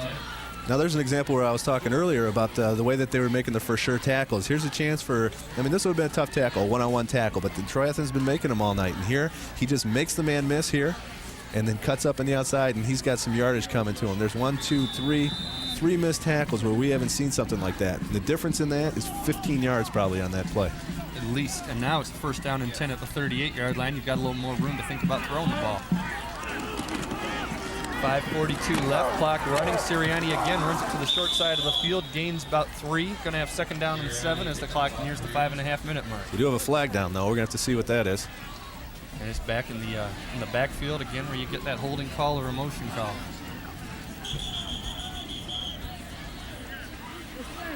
Well, zebras will talk it over here. Well, see what they have.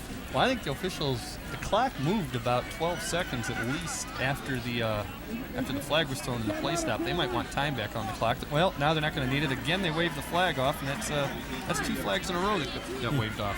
Might want to tie that down in his pocket. Here you just see a little pitch out. He tries to hit the corner, and we're going to the short side and the boundary side, and Athens isn't going to have it this time. They're ready for that, unless the boys are sitting there waiting for him. He was able to get out of bounds, so the clock is stopped with 5:23, and well, now they want to add time to the clock, but we can't tell what it is they're asking for. Yeah, it was running for a while. They probably got 10, 11 seconds to add on there. and they want 5:33. That's the hand signal. That's 10 seconds then. This guy right here. Yeah, that's 10 seconds. 10 seconds on the clock. Now we've got 5:33. The clock is correct. Well, I've been impressed by that sophomore. What you look for is people that jump around, and Mark Fleming's been jumping around, getting in the ball, and getting after him pretty good tonight.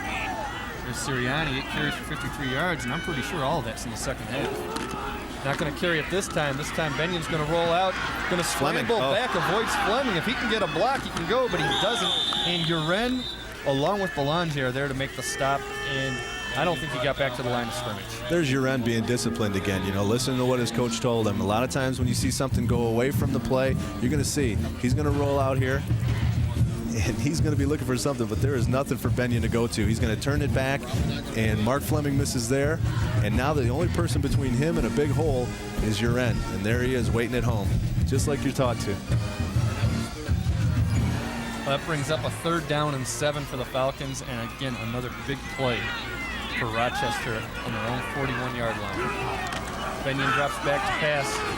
There's nobody open. Kelly, now he's going deep to Bulow, throws it deep, and it's picked off by number 20, Chet Miller, and he's bringing it back. Makes a move, almost stays on his feet, gets it to the 48-yard line of Rochester, and now Athens is going to try to run the clock out as much as they can. Yeah, well, Benyon, you know, he's doing what he can. You know, he's looking up, he's seeing his team needs a couple touchdowns. He's going to do anything he can to make it happen. So, you know, he may not have made this throw in the first half. When you get down to this time, you want to try and make something happen. And, you know, unfortunately, just overthrew him a little bit here. There's an example of that post pattern with a guy in the middle of the field, and he was able to pick it off and bring it back, and Athens will take over inside Rochester territory. And I think you also give a little credit to that Athens secondary, Miller for making the pick, but everybody else for covering guys, because the fact is nobody was really open, and he just had to release the ball. Now the turnovers are evened up, and Rochester with that last turnover, going to have to create something. You're going to see a lot of tries at stripping the ball right now. Yeah, I think we're going to see Athens keep this ball on the ground, make Rochester use all their timeouts. Well, I think they just used a delay a game penalty that they didn't need. And they did use it 1st down and 15 coming up, and I don't think Athens wants that. John Walker isn't going to be happy. No, if they can chomp out a couple 1st downs, you know, this game's pretty far out of reach right now, but, you know, stranger things have happened. But if they can chunk out a couple 1st downs here, they can pretty much put the nail in the coffin. Well, now, I don't think we're going to see J.D. Graves throwing the ball anymore tonight.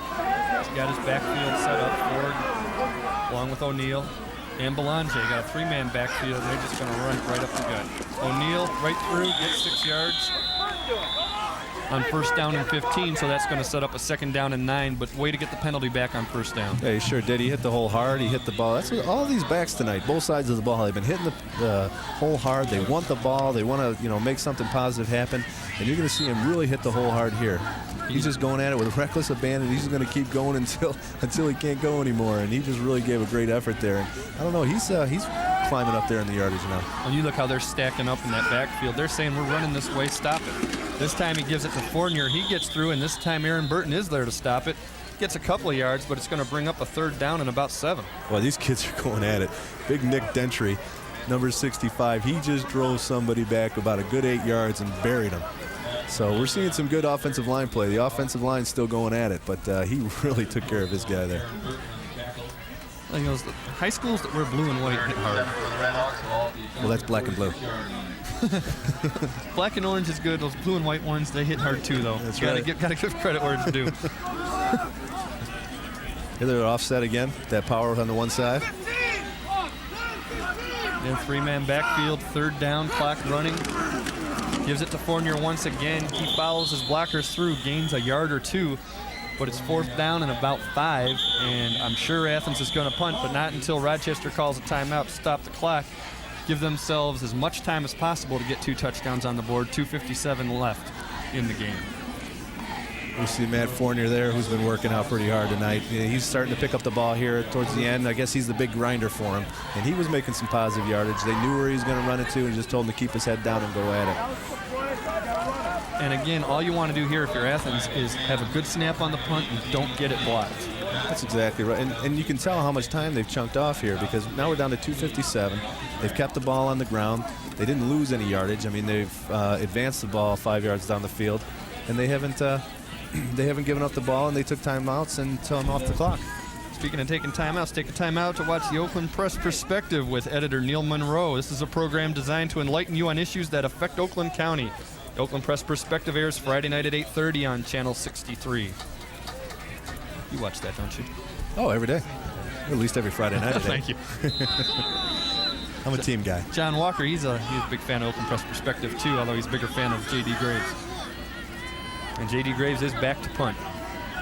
No secret here. JD's just wants to handle this ball and get rid of it. Does that. Going back to Chair Milano, who slips. Oh, boy. And now he's just hoping that thing goes into the end zone. It doesn't. Falcons are going to start out 1st and 10 on their own 5-yard line. Well, that makes it a long, tough road ahead, especially with the offense, as we talked about earlier. It's not a come-from-behind offense, 2-minute offense. It's a good offense. They run it well, but it's not something that's going to score you a bunch of points in a hurry. 1st down and 95. And Mark Merlot's going to have his team regroup. Remember, this is a team that started out 0-2. They've won their last 2 games. They're on a bit of a roll. Feeling real confident anyway coming into tonight. Can't let yourself get down. Remember, this is an undefeated team. And Athens has got to feel good because a lot of people felt they hadn't been tested. And I thought they played very well tonight and put their money where their mouth was and really went at it tonight and proved themselves. Well, Benyon on the quarterback draw, drops back, gets as much yards as he can, almost gets the 1st down. And in fact, depending on the spot, he might have it. I think it's going to be short, 2nd and 1. And you're right, Athens, maybe this was their first test, and they passed it. And next week they've got a little tougher one in the Clarkston Wolves. Yeah, they've got the heart of their schedule coming up. You know, a lot of the toughies in a row. It seems like you can not coast, but it takes them a little bit easier at the beginning, and then all of a sudden that wakes you up, and that conference schedule hits you right in the face. Yeah, Clarkston, then Troy, the last week of the season, the game we'll have for you. There, Benyon's pass to Bulow. Incomplete, had it in his hands and dropped it. Brings up a 3rd down and about 1. Yeah, I'm impressed with the way all these kids have been playing tonight. Aaron Burton on the Rochester side, and here you're going to see him go back for a pass here. And, at this point, they're just sitting back on everything that's out there. And he wanted that back, but, that's not going to get you down the field real quick. Get you the 1st down and stops the clock, but the incompletion does as well. 2 minutes, 13 seconds left. Clock stopped, 3rd down and 1 for the Rochester Falcons. 2 men split left, 2 men split right. Burton in the backfield. Benyon drops back, and he's going to run the quarterback draw. He's got the 1st down, and he's got running room. Might run all day. Gets a block. And I'll tell you, we bring this up every week. Good job, number 88, Eric Peterson, to not block. Yeah. He was going to get a clip, and he backed off. That's an intelligent play. Yeah, I played for Jack Harbaugh at Western, and he used to say, hey, that was a great block you didn't make.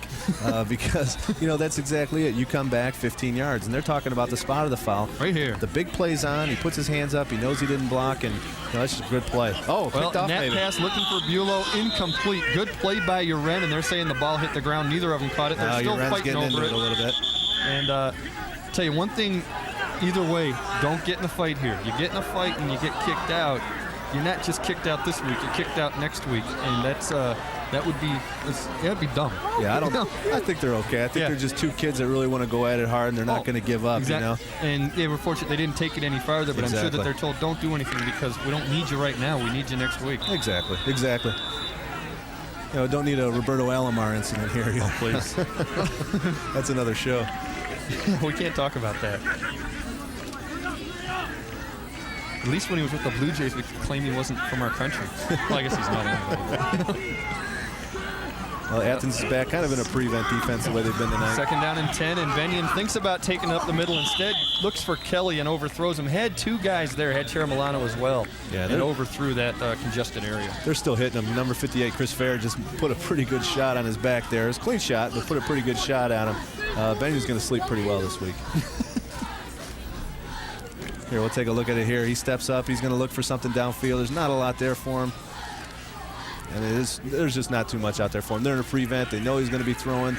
This team isn't geared at throwing and beating a team like this as far as through the air, so they're on their own tonight. Well, 3rd down and 10. Benyon once again drops back. He's looking deep for Chair Milano. He's got his man beat, and a great play by Uren, and almost picked off after the tip. And I can't see who that is on the ground. Uren, who made the initial contact, and Chet Miller almost had his 2nd interception. I tell you, we saw Rochester 2 weeks ago, and Benyon looked good. Benyon looked great. He's improved so much in 2 weeks. He threw the ball about 50 yards there. I mean, it was a good 50 yards, and your end there made a nice play to be able to block that out, but that was a nice throw. He was going to his left, and when you throw back, it's easier to throw to your left when you're on the run, but it's harder to get something on it for a deep ball, and he did pretty well there. You can see Benyon with 26 yards rushing this half, and again, he looked so much more confident, and you can just imagine how that's going to pick up as the year goes on into next year. Oh, he's a junior. Nice what catch. A catch. Buelow catches it right in front of number 58, Chris Fair. Good pass by Benyon, but that was 4th down. That's not going to matter. It matters that he caught it, and it's a nice effort, but the ball turns over on downs to the Redhawks. Take a look. Some good things for Benyon that are happening tonight. I mean, he's rolling right here. He's a junior. He's young. He's staying poised. This is one thing you don't want to do. I mean, it's 4th down, and you got to make something happen. But in the typical game, you do not want to roll out and throw back to the middle of the field. There they got lucky, but need a little bit more than that for a 1st down. And again, it wasn't enough for the 1st down, so it's turned over. 1st down and 10 for the Athens Redhawks. And I think they're going to keep running it at least 1 or 2 more plays to get that clock down before they fall on it. That's exactly what they're going to do. O'Neal brings it right through the middle and gets about 7 yards. Finally brought down by number 29, Grant Rosenberg. But again, they're just Redhawks are just running out. And there you see Kelly a little unhappy after the 2-game winning streak. But again, this is a very young team. Steve Kelly, though, is one of the seniors. He won't be back here next year to enjoy some of the fruits of having such a young team full of juniors. That's tough. Anytime you lose a game your senior year, that just kills you, especially at homecoming in front of your friends and family. O'Neal again gets the ball, takes it to the outside. He's got 1 man to beat and can't do it, but still gets the 1st down. Nice tackle by Mike Leonis.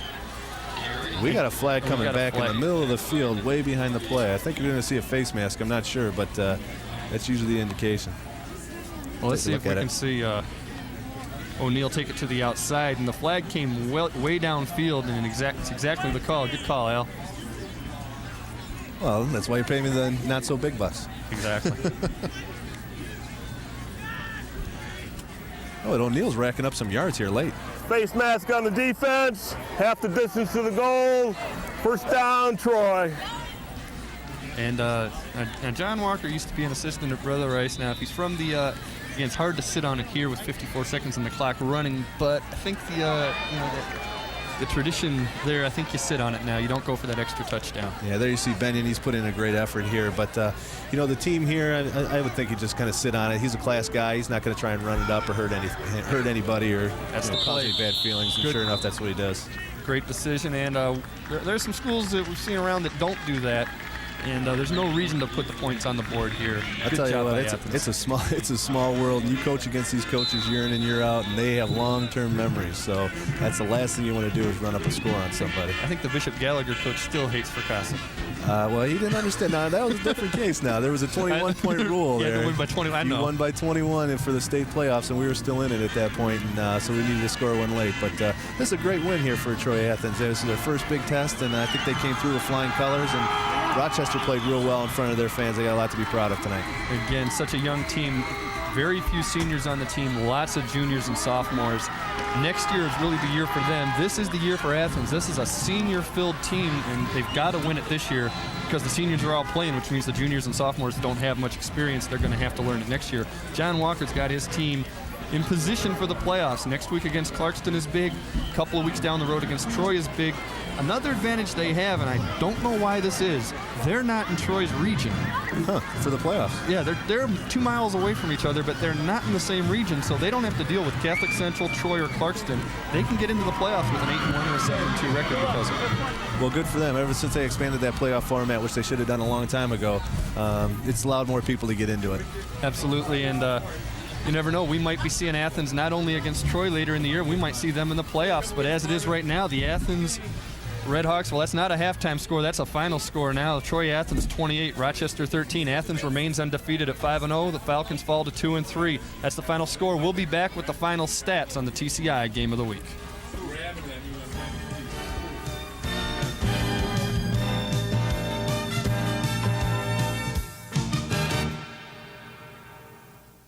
I'm the king. Of rock and roll? No, coupons. I'm Mike Gauthier. Some people call me the king of coupons because nobody brings you bigger savings than my market share coupon book. Having trouble saving money? Then do what the Tripp family does. Carry the book, Mike's Market Share Coupon Book. You'll save thousands on things you use every day, like eyeglasses, oil changes, and cleaning from companies you trust. But you can't save unless you carry the book. Remember, you'll save a king's ransom using my Market Share Coupon Book. When you call Modernistic, we'll show up with this: $35,000 worth of carpet and upholstery cleaning technology. Call the competition. They'll probably show up with this. Our truck-mounted equipment can professionally clean your carpets with 10 times the power of portable cleaners, removing dirt, harmful bacteria, pollens, and more. The competition can't. Of course, there is one thing the competition does that we can't. They make a lot more noise. Modernistic, count on us. Back at Rochester High School, where the Athens Redhawks have defeated the Rochester Falcons 28-13 to take their score, or their record, to 5-0. Joe Abramson along with Al Sedlowski once again. Let's take a look at the final stats, and you can see that the Athens passing attack really got going in the second half. And the rushing kind of caught up even. Time of possession still tied up. Turnovers were kind of big. What the stat we don't see up there is penalties. They kind of killed Rochester. Yeah, just looking at these stats here, I mean, that's a dead even game. I mean, there's not too much difference there with the exception of the passing yardage. But Rochester, according to what their coaches wanted to do, that's exactly what they wanted to do, and they were successful. And they really were in the game, except for a couple of penalties. And the fact is, hey, this is a team that is now 5-0.